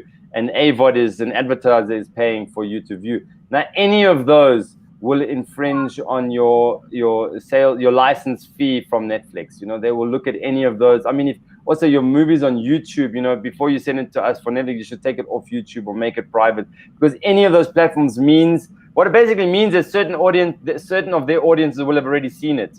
So it won't be new to their audiences, right? So if you put it on a pay-per-view or you put it on YouTube or somewhere else, then the moment Netflix puts it on, people say, oh, I already watched that on so-and-so. So they're very aware of that, and they prefer like being the first. And because they pay so much, I think they feel like, they have the right to to be exclusive first. And then you can go to other platforms and do it there. But if you go to any of those, you certainly will reduce what they will pay for the film, or also that they might not buy the film anymore because they feel it's no longer exclusive or no longer unique for their audiences. But, I mean, it depends on your film again. Your film might not be right for Netflix, and there might be a pay-per-view platform that's perfect because it's got the audience that really matches your film. So again, you know, just match the audience and your film up, and then you've got a winner. You know, as long as you know who your audience is, and if that platform has your audience, then you must go to that particular platform. You know, it's just understanding them, understanding the audience behind them, and then if that's the right one for your film, slot it in, go there. Thank you so much. I think that this has been quite an informative session. And for anyone who has got more questions to Pascal, if you go to AAA Entertainment, you will get his contacts there and you can reach them to that space. I can tell you, they responded to us this fast. I am one of them. Thank you very much. Yeah, thank you, Pascal. And we look forward to more interactions. Thank you so much. Thank you very much. And so, guys, we will now be having Ola Chris, Dr. Ola Chris from Acomat, taking us through what are Acomat's expectations and what does Acomat look for as a distributor and look for in terms of content. We can all tell that from morning up to now, every distributor has got a niche of their market. We could tell Rush Lake has got the kind of market for documentaries and those deep realistic stories. And now AAA Entertainment, they love the romantic comedies because that's what their market sells on. We have Wangeshi who is more into the short VOD platforms. And now let's hear what Acomat has. And we also had Trace TV who are looking for also new content, fresh content, documentaries, and even music-oriented stuff. So there is no standard for like, we can't say that this is the only thing distributors want. Every distributor has got their niche market. The same way Pascal has just told you, you know what you want and get to the right market if you know your customer. But that's it for now. Lucy, you know I'm a teacher, I can talk forever. So I'll add Ola Chris. Okay, great. Yes, from Acomat. Dr. Ola Chris is a playwright, theater writer. He's also an actor. He was in Jacob's Cross. And now he's distributing films and TV content through Acomat. Let me just wait for him to, yeah. Hi, Ola. Hello, Zippy. Hi. Hi, how are you? Hi, Lucy. Hi, good to see you. I'll just get out of the scene and allow you guys to go on. Good morning, good afternoon, Nairobi. Hi, Lucy. Hi, good to see you, and thank you for joining us. We've had an amazing session since morning about different aspects of distribution and also yesterday. So as we continue with this discussion, I'd like to welcome you to this second edition of Know Your Distributor. And I think most people are quite familiar with Acomat.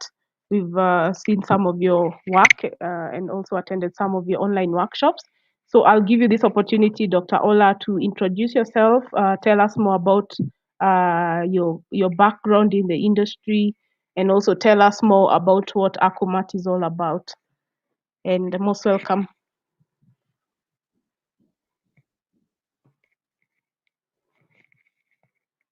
Wow. Hello, Lucy. Hello, can you hear me? Oh, I lost you at some point there. Sorry about that. Oh, no problem. All right, sorry. So I said that I'm giving you this opportunity to introduce yourself as the Acomat founder, and also tell us more about Acomat, because we have a lot of filmmakers who are watching us online and they would want to ask you more questions. So tell us more about yourself, your background in the industry, and also about your company. All right. Thank you so much, Lucy. Again, it's my pleasure to be here on your platform, and I say hello to everyone all over the world. Acomat is the first ever virtual screening room exclusively for Afrocentric films and TV shows. And our desire on Acomat is to put the spotlight on African filmmaking and monetization of content for African producers, all right? I am Ola Chris. My background is in theater and drama and performance. And presently, I am I'm in charge of the Acomat division of training and development and project. And we have several members of the team in Acomat. We have about 50 years amongst us in experience in the field. I am basically holding forth in the training and development and projects. So I will be in charge of training, developing would-be producers, would-be manufacturers of products, African content Afrocentric products that will showcase the African Renaissance, as it were. So that's my division. And there are other people in Acomat who are involved in other aspects of it. I'm not the founder. I was brought in to be in charge of the training and development. And I believe I'm here to speak specifically on that aspect. So Acomat is a digital platform dedicated to the global equitable promotion and acceleration of Afrocentric, passionate about content from Africa. So we are home to the first ever virtual screen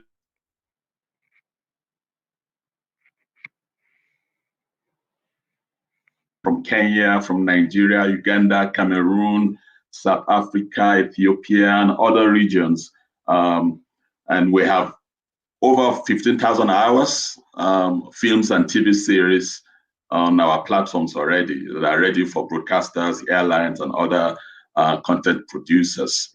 And we have jumped into the industry because we discover, Lucy, that it is challenging for producers, especially on the African continent, to sell their content beyond their borders due to an absence of a robust distribution network that connects the regions and territories in Africa.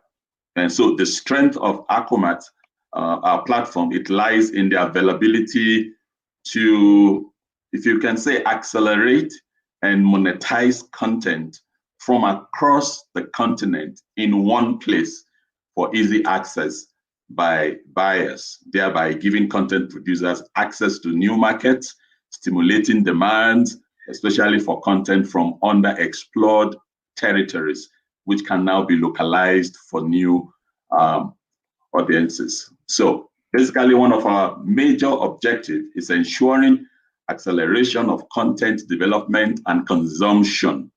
The content must not only be developed, we want to ensure that they are also consumed. So we will be investing in the industry by launching the training and development arm, which is to create a content production hub where producers can receive technical training, coaching, and all sorts of mentoring. Yeah. All right. I'd like you to talk more about your docket, as the head of training and development, and what kinds of projects do you want to start probably commissioning or co-producing with the industry?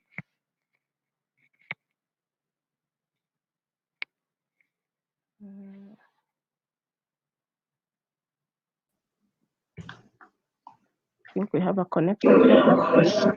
All right. There was a connection problem, but you had my question? No, I didn't. I didn't. Okay, okay. My question is, the docket you're handling, the training and development, and you mentioned that you want to start doing productions and those that kind of thing. And we know that funding for content is a really huge challenge in this part of the world and maybe worldwide. So how are you going to bridge this gap? Do you intend to do co-productions or commission projects? Hello, Lucy. I keep losing you. I keep losing you. Okay. Can you hear me now? Yes, I can hear you now. All right. Okay. I would like you to talk more about the training and development that you want to start doing, especially in terms of production, because content funding is a big challenge in, let's say, the whole world. But for this part of the world, it's one of the biggest challenges that we have. So, what solutions or what opportunities are you seeing that you're going to partner with content producers? Is it in terms of co-productions or commissions or pre-sales? Well, it's going to be a combination of both co-production and commissioning. We are novel in the industry, and we are gathering our numbers now, and we have partners who are very interested in African products, partners in diaspora, partners within the African continent, who are very excited about what we are doing, and they are interested in putting numbers down when we have authentic African stories. So we don't even think funding is going to be a problem, because our stories are what sells, really. Stories are what sells. We know technologies are important. We will invest in that also. But it's the content that really matters, the stories.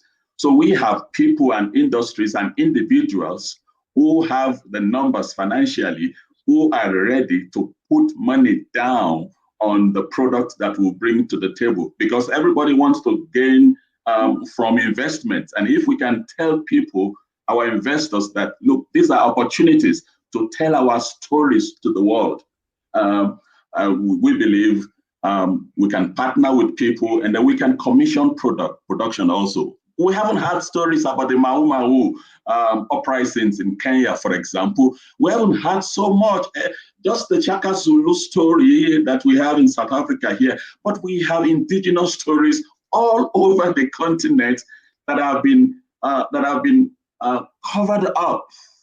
The stories that tell of our indigeneity, of our histories, of our personality, of our religion, of our medicine, about. And we are interested, and our partners are interested in investing in such stories. So the products are going to be African products, African stories, as long as people can produce the stories and authenticate the stories, because the stories are us. If you lose your story, you lose yourself, you lose your personality, you lose your past, you have no bearing for the present, and you have no reckoning for the future. So we have people who are ready to invest on the stories. How the continent, for example, is connected through our DNA. There are stories all over like that. How Kiswahili connects all of us together, from the Cape to Cairo to the East Gambia to Eritrea. We want to tell stories like that, and there are people, Lucy, there are people who are ready to put their investment within the country, and even in diaspora, African diasporas, who are interested to put their money in numbers to these stories. So we won't have any problems at all. As long as the stories are authentic, we are going to dive into it and make production happen for the continent's sake and for our diaspora members. All right. So which kind of content are you looking for at this time as ACOMAT?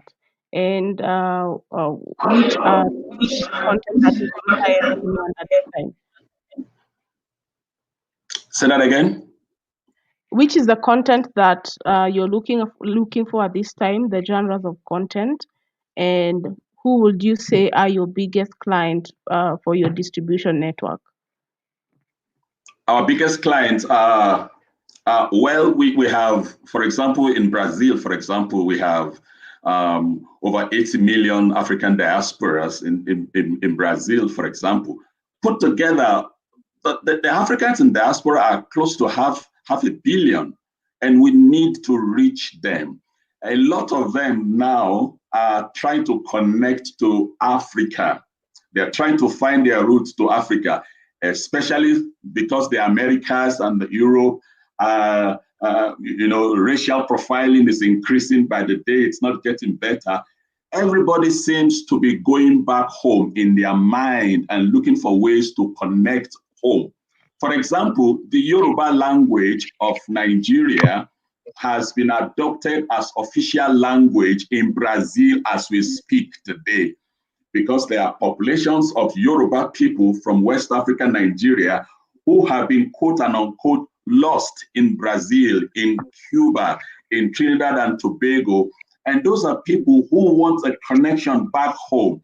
I tell people that children will always look for ways to go back to their mothers. Africa is mother, and many people are thinking of going back home. So our stories will be connecting these people to their mother, to the continent. And these are the outreaches that we have.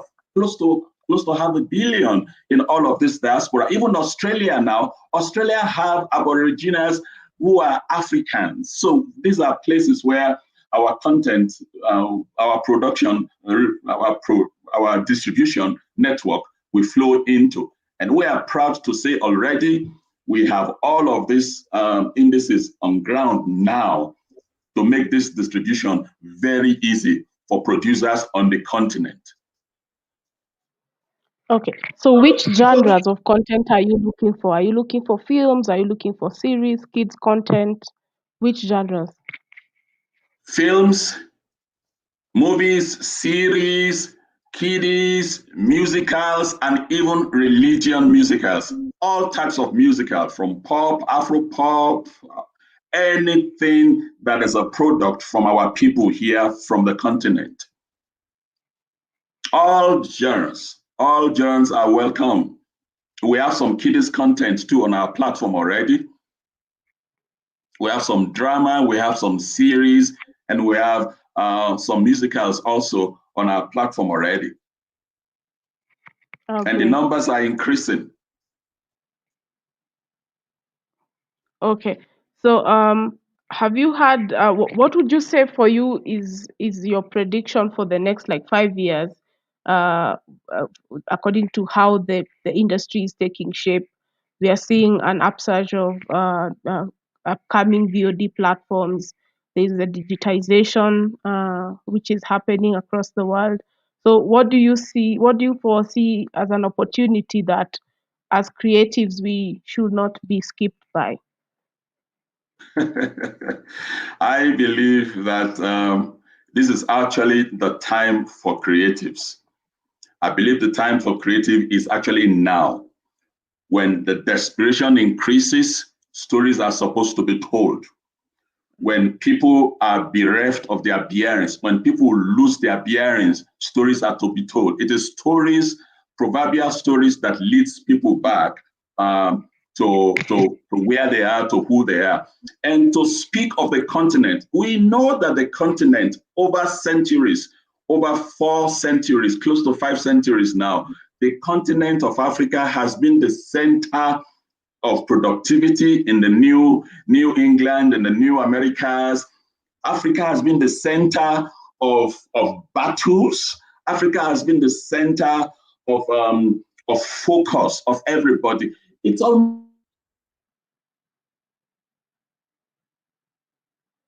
So now, as it were, psychologically, there's a battle. Africa is the battleground now. You see the Chinese coming to Africa. They are not coming for picnic. They are coming to look for what is available in Africa that they know. So this time is a time especially for a focus on Africa. And we believe Africa holds, in the future, is going to be holding the largest market for all forms of productivity. Now, in creativity, Africa is going to be playing a big role, because let's be honest, what new stories are to be told from the West? What new stories? No stories. No stories from the West except repetitive stories, espionage stories, the James Bond series. We don't have them again. Stories like that are no longer, it's just a repetition. And everybody is coming to a Wakanda mentality now. Africa has to be the next point of call, not from the Asia, moving down to Africa now. So there's a focus on Africa. And before outsiders come to eat what we have, we need to be the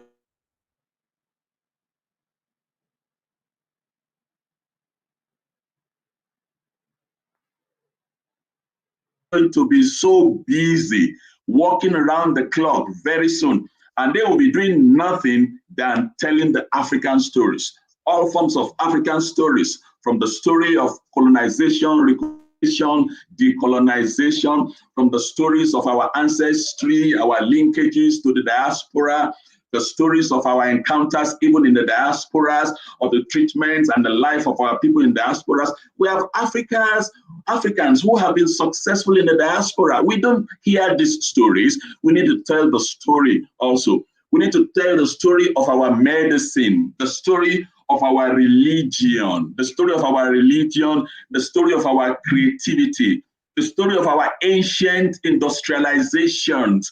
Before a Chinese wall was built, a wall was built in Western Nigeria in Benin City. Lucy, we need to tell these stories. Africa was not underdeveloped. Africa has been developed. The Zimbabwe walls, the Zimbabwe cities that have been covered up. We need to tell the stories so that people will know that Africa really has nothing significant to gain from the West. In fact, the West and the whole of the world has significant things to gain from Africa. And you know, the world moves towards who tells the story best. I bring this thing like a court of law, for example.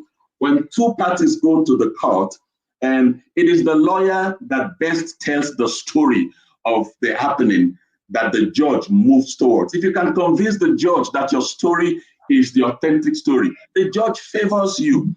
And the story of Africa, Lucy, has been told over centuries without Africans contributing in these stories. How could you be talking about me in my absence? How could you be talking about me without my contribution? So now, Lucy, Africa must be on the table. You can't even talk about our internal problems if we are not on the table. So we believe that there will be enough product for producers to not be able to sleep round the clock. And we believe in the billions of dollars that even outsiders, well, you are aware that outsiders are coming in now to try to tell our stories, to tell our stories, but with their little coloration because they are putting in the monies. But we want to begin to put in the money to sponsor and to produce, because if you can produce your story, you will tell it your own way. But if someone else produces your story for you, they will change it and they will color it and remove and add and delete. So we want to tell our stories. And we believe before external influences begin to come in, we want to have our roots ingrained. We want to have our producers ingrained so that people who are interested in what we are doing will just be partners, not people who will take over our storytelling. It's all about storytelling. Great. I love how you speak. That was profound. So now let's say I have created this amazing African story and I approach Acomat to be my distribution partner. What are your expectations from me as a content creator? What should I submit to you besides the full probably episode of my show? What else would you need from me? Nothing, basically. All the risks, we take all the risks. We see your content, we approve of your content, and we take all the risks for distribution, and we will be giving you analytics about the distribution, how your content is doing in the markets within the continent and outside the continent on a monthly basis. On a monthly basis, you will be following. So our analytics are there for you to even know exactly what your content is doing like in Ethiopia, what it's doing like in Ghana, what it's doing like in Gambia, what it's doing like in the Francophone countries. And your content in Kiswahili, we will translate them into French, for example, into Portuguese, to go as far as Brazil, to cut across the borders of the world, language-wise. So you will be part of, when you give us your content, we'll run you through, and you will be part of the processes. You will know the numbers yourself, and you will be able to follow through. It's going to be, because producers are not carried along. Producers will just be told that, oh, these are the figures we have for 3 months ago.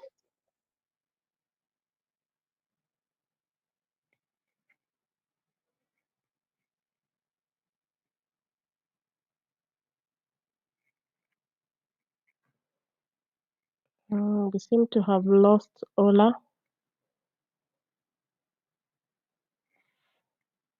Yeah. The content was selling in Russia and the producer did not know.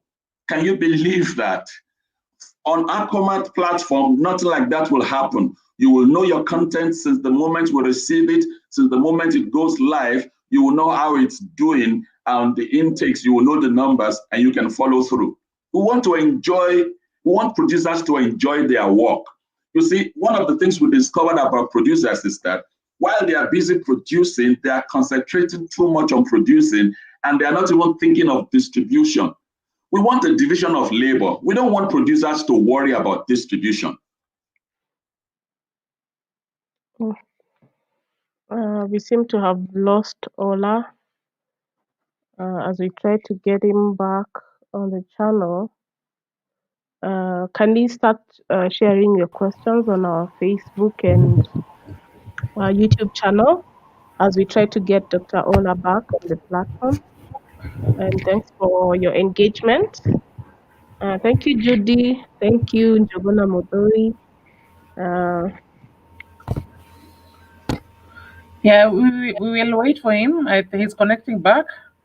Okay. Yeah, yeah.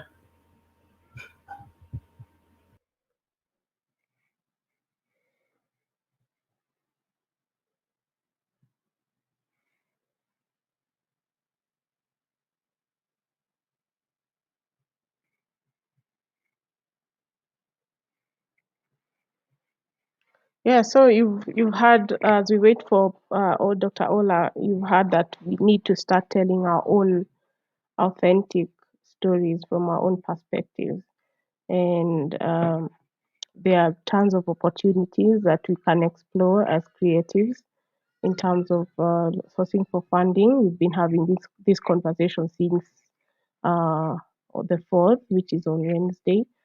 And we continue this conversation up to this evening to know how do we make money out of this content business, and also how do we place ourselves as creative entrepreneurs so that we start seeing this industry as not just as an art for entertaining people, but you need to entertain them and make money out of it. So we need to start breaking even. When we create content, we sell them to multiple platforms. And the purpose of this distribution discussion is for you to know who are these people who buy content and where do they take this content, and which formats, technical formats, do they want you to create the content in. So I hope you're grasping all these different concepts and ideas which are going to help you in your journey as a creative. And we'll keep engaging in these kinds of discussions, not just now.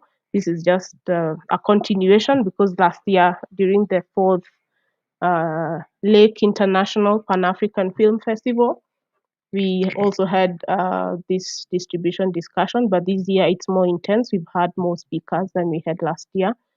So I hope everyone is learning and everyone is speaking which industry they would like to go to. Do you like to sell to airlines? Would you like to sell to the free-to-air platforms? Is your market the VOD platforms like Netflix or Showmax or Amazon Prime? And if it's a video on demand, which video on demand? Oh, welcome back, Dr. Ola. Thank you, Lucy. The Yeah, connection. technical issues there. The connection is not our friend. No, it's okay. You're welcome back. And yeah, you can maybe tell us in terms of deliverables, if I'm to submit content, and yeah, you've said that you just need my content. Which kind, like technical specifications, do you need it in? And also marketing tools and promotional material. Do you need any of that? Because probably you'll buy something from Kenya, which has some sheng in it, and sheng being our Swahili slang, and you're selling it probably a client in Senegal. What do you need from us so that our content is appealing to an international market? Oh, well, we have in-house technical guys who go through this content and make sure that they are the ratings, the standard that we want. And it's funny to begin to talk about international standards, because I query some of the standardizations sometimes. I mean, who gives the standard? It's almost like saying, yeah, this is the best shot, angle shot. Who says it's the best? There have been net-breaking movies that are shot deliberately breaking rules. So what we need, number one, it's the story. Lucy, we're interested in the story. You see, in Acomat, we know that quality is good, right? But investing in quality should not even be the highest goal of Africans. I say this with all modesty. Must we have guns and computers in our stories? We must find real, authentic, original stories for content and make them big. Make them big. Look at The Gods Must Be Crazy, for example. It's a South African story, an African story, domiciled in Africa, and we see how well the story did. So when we make our stories, our authentic stories, our original stories, when we make them big, we're ready to compete. Eventually, it is a game of numbers. Why is Africa important to the world? When people die, their stories and histories die, if not passed on.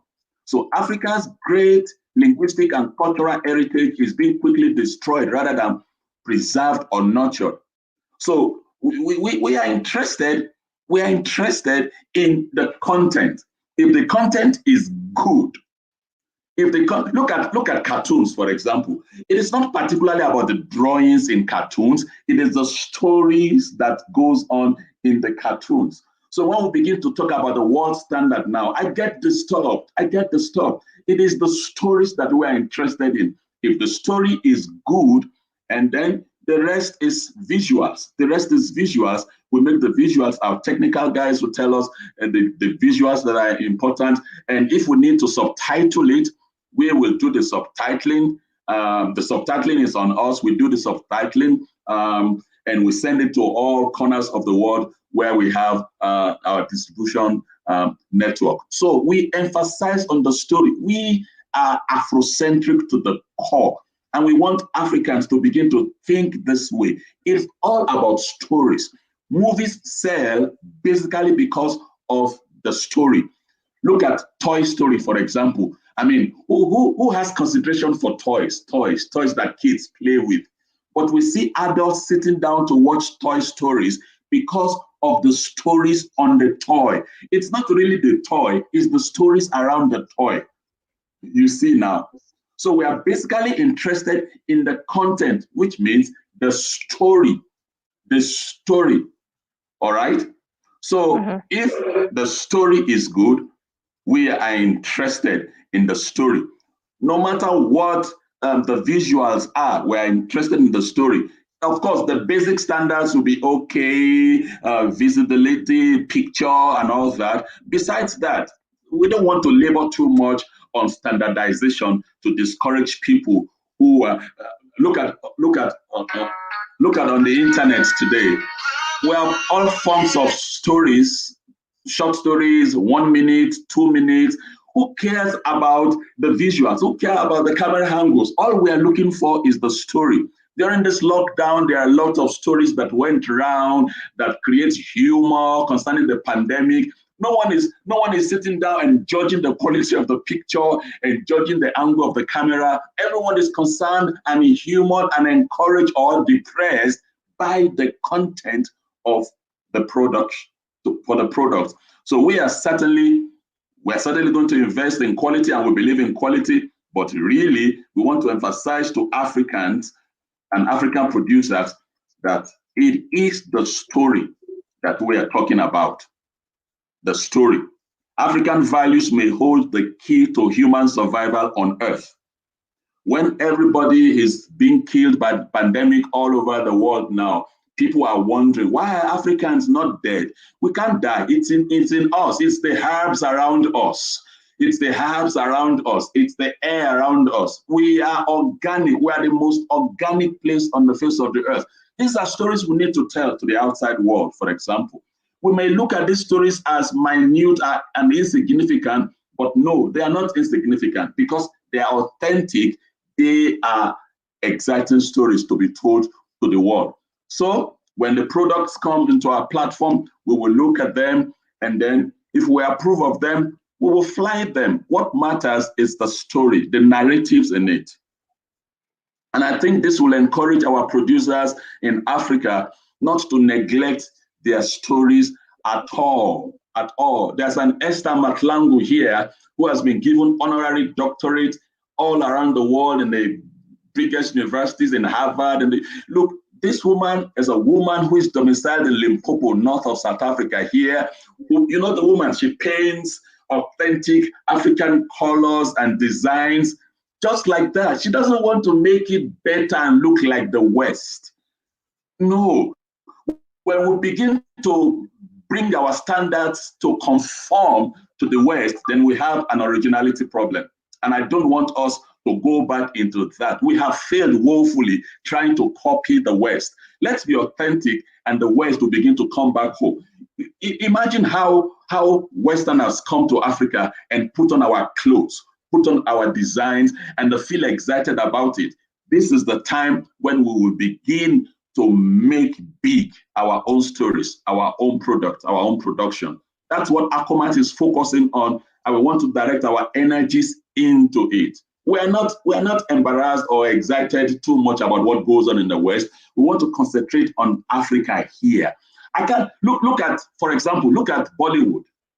Bollywood, for example, Lucy, I was a fan of Indian music, but when they began to do choreographies like American choreographies, American dances and all that, they lost me there. They lost me there because I want the authentic Indian stories.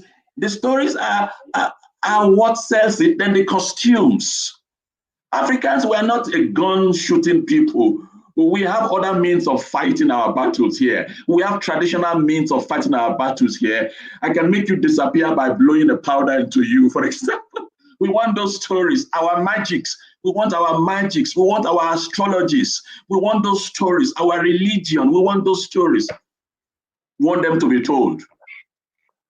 Wow, awesome. I'll read that a comment here from Facebook from Jogona Modo. He says, great topic here. The late Dr. Edward Robinson stressed that Africa needs to tell her story from her own perspective. The whitewashed version of our past is no longer palatable. That's profound. And also, Judy Jonathan is asking you that, do you have specific film content that you market? Maybe you can answer that. We don't have specific content that we market. If it's an African story, we will market it. If it's an African story, we will market it. If it's love, we have love stories in Africa.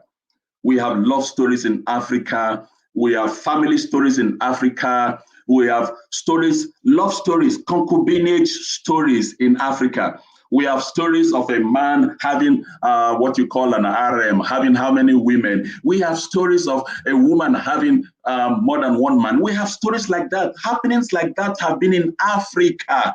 We have those stories here. We have stories of tribal differences, tribal war. We have stories of brothers fighting amongst themselves because of the prettiest girl in the particular village. We have beautiful stories of our magic, of our art. We have stories of espionage on the African continent. I heard of a story when the kings in Nigeria will fall ill, they will travel as far as what is now Kenya and South Africa, Cape Town, to go look for medicine, and they will travel weeks and months, travel to go look for medicine to heal. Now, the travel was supposed to take months in today's calculation, but it took 7 days then. How did our ancestors travel 7 days crisscrossing the continent? They had some supernatural powers that we must begin to invest in and investigate. We don't want these old people to die. You see, Lucy, when a 95 years old, when an 85 years old, when a 75 years old man dies in Kenya, in Nigeria, in Ghana, in Senegal, they die with stories. It's a library that is burnt, that is destroyed. So when we do funeral ceremonies for our old ones, we must be careful that they are not dying with our past, our present, and the strength we need for our future. So any story, we will take in any African story. And you see, there are no Western stories that are not available. So we want all African stories to be out there. Stories that you may think is the story of sibling rivalry. For example, we have sibling rivalry in Africa. For example, in Nigeria, we have the Benin Empire, we have the Oyo Empire, we have the Egba Empire, and these are all siblings. We have stories. Today, an Oyo person will say, no, I don't want my daughter to marry from Ondo, but these are relatives from history because the borders have come. The borders came on the continent, and each country also created borders. We now have rivalry. They are from there now. They are from there now. I got to Tanzania.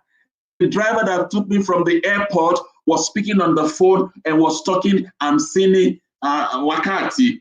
What's that? So after I was done, I said, sorry, this is Tanzania. I said, sorry. You said Wakati and you said Amsini. I said, are you talking about time and 50? He said, yes. I said, that's my language. I am Yoruba, I'm Nigerian. That's my language. He said, that's not possible. I said, but it is possible. So we are all connected. We are all connected. In Nigeria, we call meat nama. In South Africa, they call it nama. When I got to Kenya, they said namayatolo. What's this? So we are all relatives. These are the stories we must be investing on. And I tell you, Lucy, these are stories that will glue people to their screens and it will tell us the interconnectedness of the African peoples. And this is where everyone in the world will become interested because now we have identified ourselves. We have known that we are siblings. We have known that Lucy is my sister, my distant cousin. Then I will never look at Lucy as a stranger.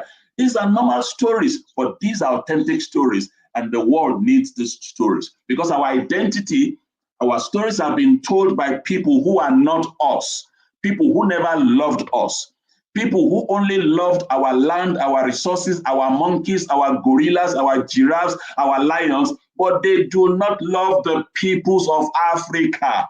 They can't continue to tell our story. So any story, we're interested in any story, as long as it's a story that is biased about Africa, for Africa, as long as the story, we will be propagandists about our story because all stories are about propaganda.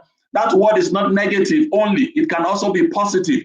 We will push our stories to the world. We will make propagandas of our stories, how the world started in East Africa, how everything in the Bible is born on Africa. Even the Bible stories must be told again from the African perspective. We have lies in the scripture put down there, making us to believe that the stories of the Bible of the white Jesus coming to save Black Africans. Can a white person save any Africa? These are the stories we want to come out. So it's going to cut across religion, it's going to go into tradition, it's going to go into culture, and in culture it will go into marriage, it will go into all forms, arts, all dimensions, Lucy. It's massive. When we begin to look inward, it's massive, Lucy. It's massive. Wow. Very, very, very profound and insightful. Thank you so much for that. I have seen a question here from Esther Kemi, and she's asking how can they earn from Acomat? So I think they're asking more about your business model. When you acquire content, is it a revenue share deal, or are you buying We have minimum guarantee? No, we have a revenue share deal. Uh-huh. Because we believe the lifespan of a content can be up to 7 years, as it makes travelings. We will make your content to travel from our cinema outlet, move to all platforms. We want to see how a content can how do I put it now, can be squeezed ultimately before it goes and end up for a 5-year deal on a Netflix, for example. We want to see how your content will travel far and make money, not just be in the hands of someone for 5 years while you are wondering what is happening to my content. There are other avenues where this content can be profitable, and that's exactly what we are gunning towards. You bring your content to us, we sit down, we discuss revenue sharing, and we are bearing most of the risks anyway. And we know the burden of producers. We know producers are suffering, Lucy. Producers are suffering. Producers are not excited to go back and produce the more. And we want to take this burden off them so that producers will only think of producing and seeing their bank alerts. That's all we are interested in. We will talk about the revenue sharing, and it's going to be transparent, and everyone will see how the sharing, how the revenue is going. So nothing hidden. Okay, so would you tell us like what a basic contract format looks like? If it's in terms of exclusivity, you've said it's non-exclusive, it's a revenue share deal. Are you buying worldwide rights, and what nature of rights are you signing with the content owner? Just to have an understanding of the nature of your distribution contract.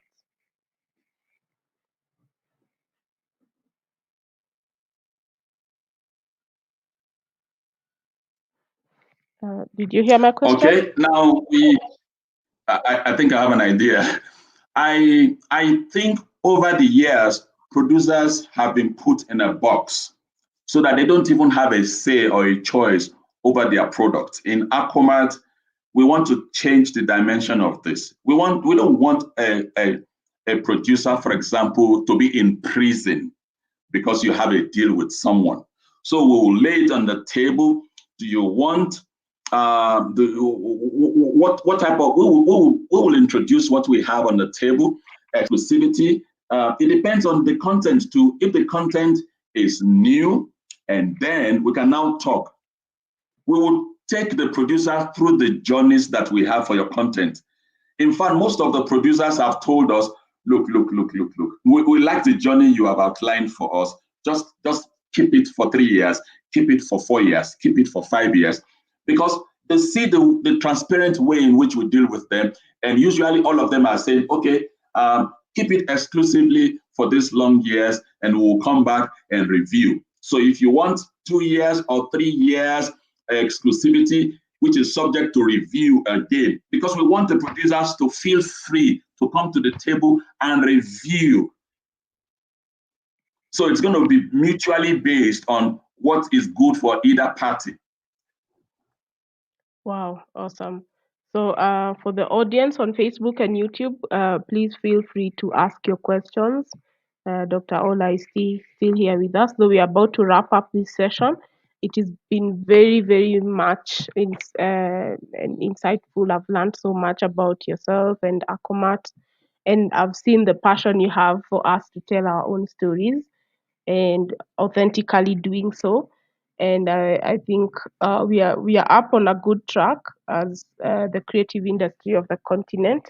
And I think everyone has been challenged to take up the task. And Acomat is here. They are looking forward to engaging with you and to acquiring your content. And Lucy, Mm-hmm.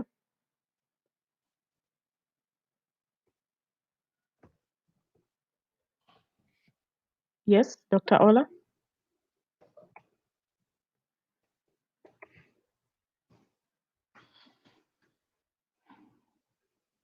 Hello, Dr. Ola.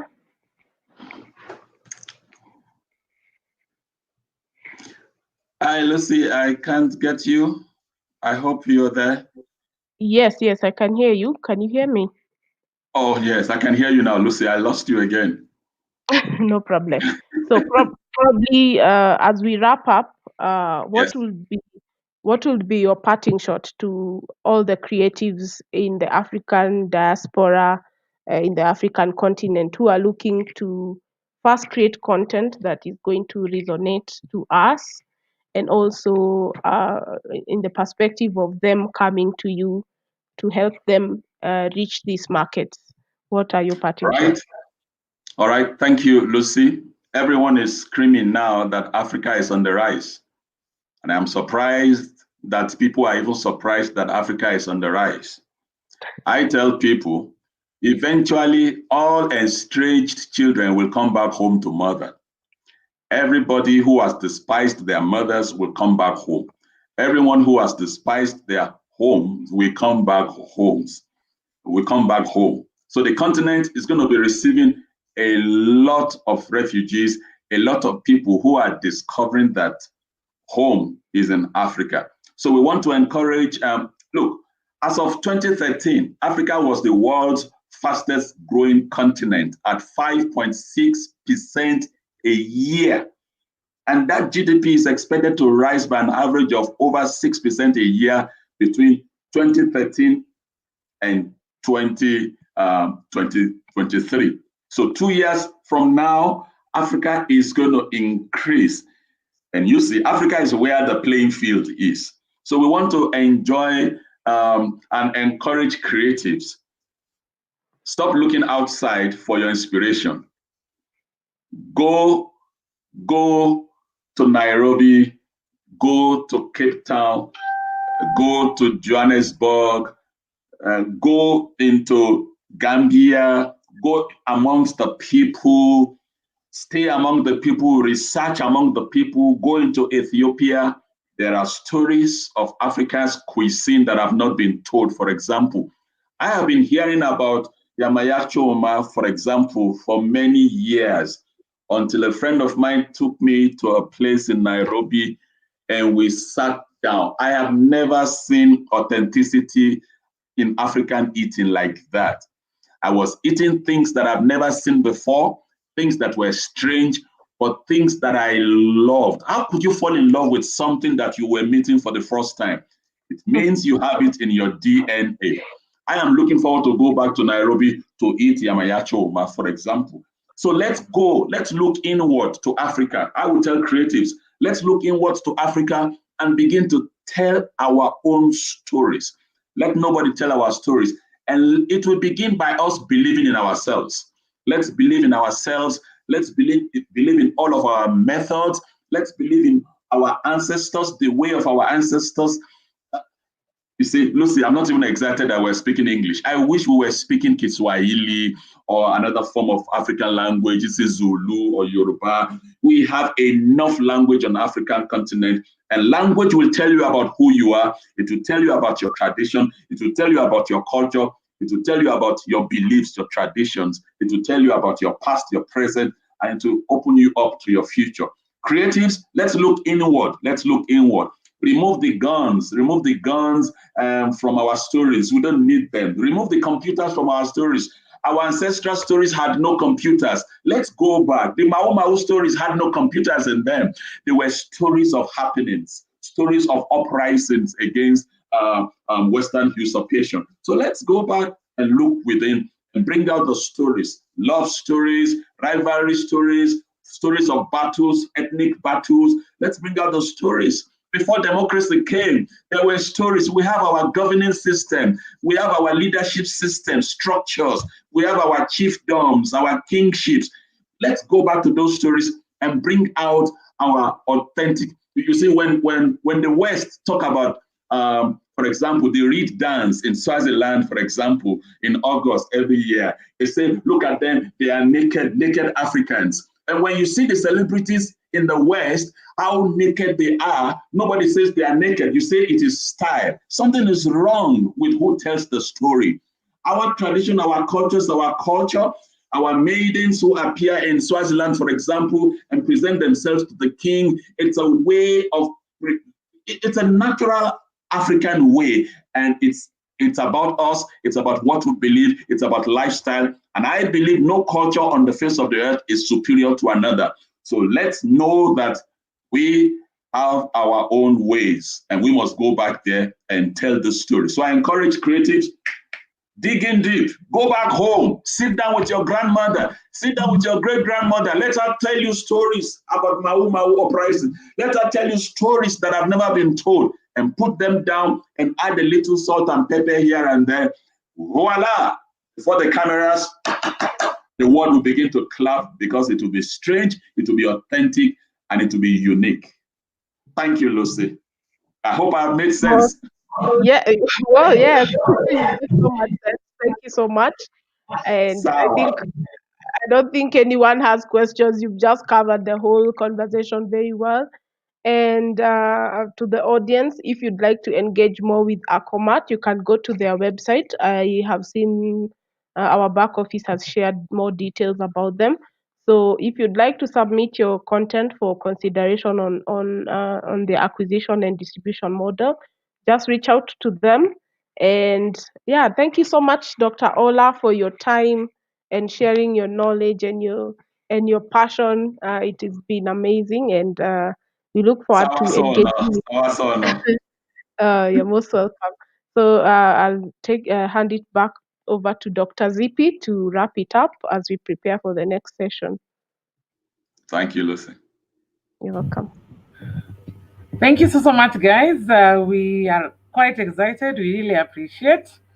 And even to our audience, we really appreciate for having been here. Thanks, Dr. Chris. We have really learned a lot about Acomat and telling our African story. Thank you, Dr. Zippy. Yeah, we will tell more of our African story. And to guys, in the afternoon, we have another session. We have the panel discussion on monetizing your creative content. And that's going to be another great one. We really appreciate that you've been here for now. That is 4 hours, exactly 4 hours as at now. And we have kept it consistent with all the views and all the questions, and we really appreciate even all the 5 panels that we've had during today. We'd also like to appreciate our sponsors, the French Embassy, the Kenya Film Commission, and Amnesty International for having supported Lipff, despite the fact that this year we are virtual. It is not any less. I think we are going to adapt to being virtual and being physical even in the next years. And to the Lipff 5th edition, we just want to say thank you for being with us all these years. And until afternoon, let's say bye-bye. Bye-bye. Bye.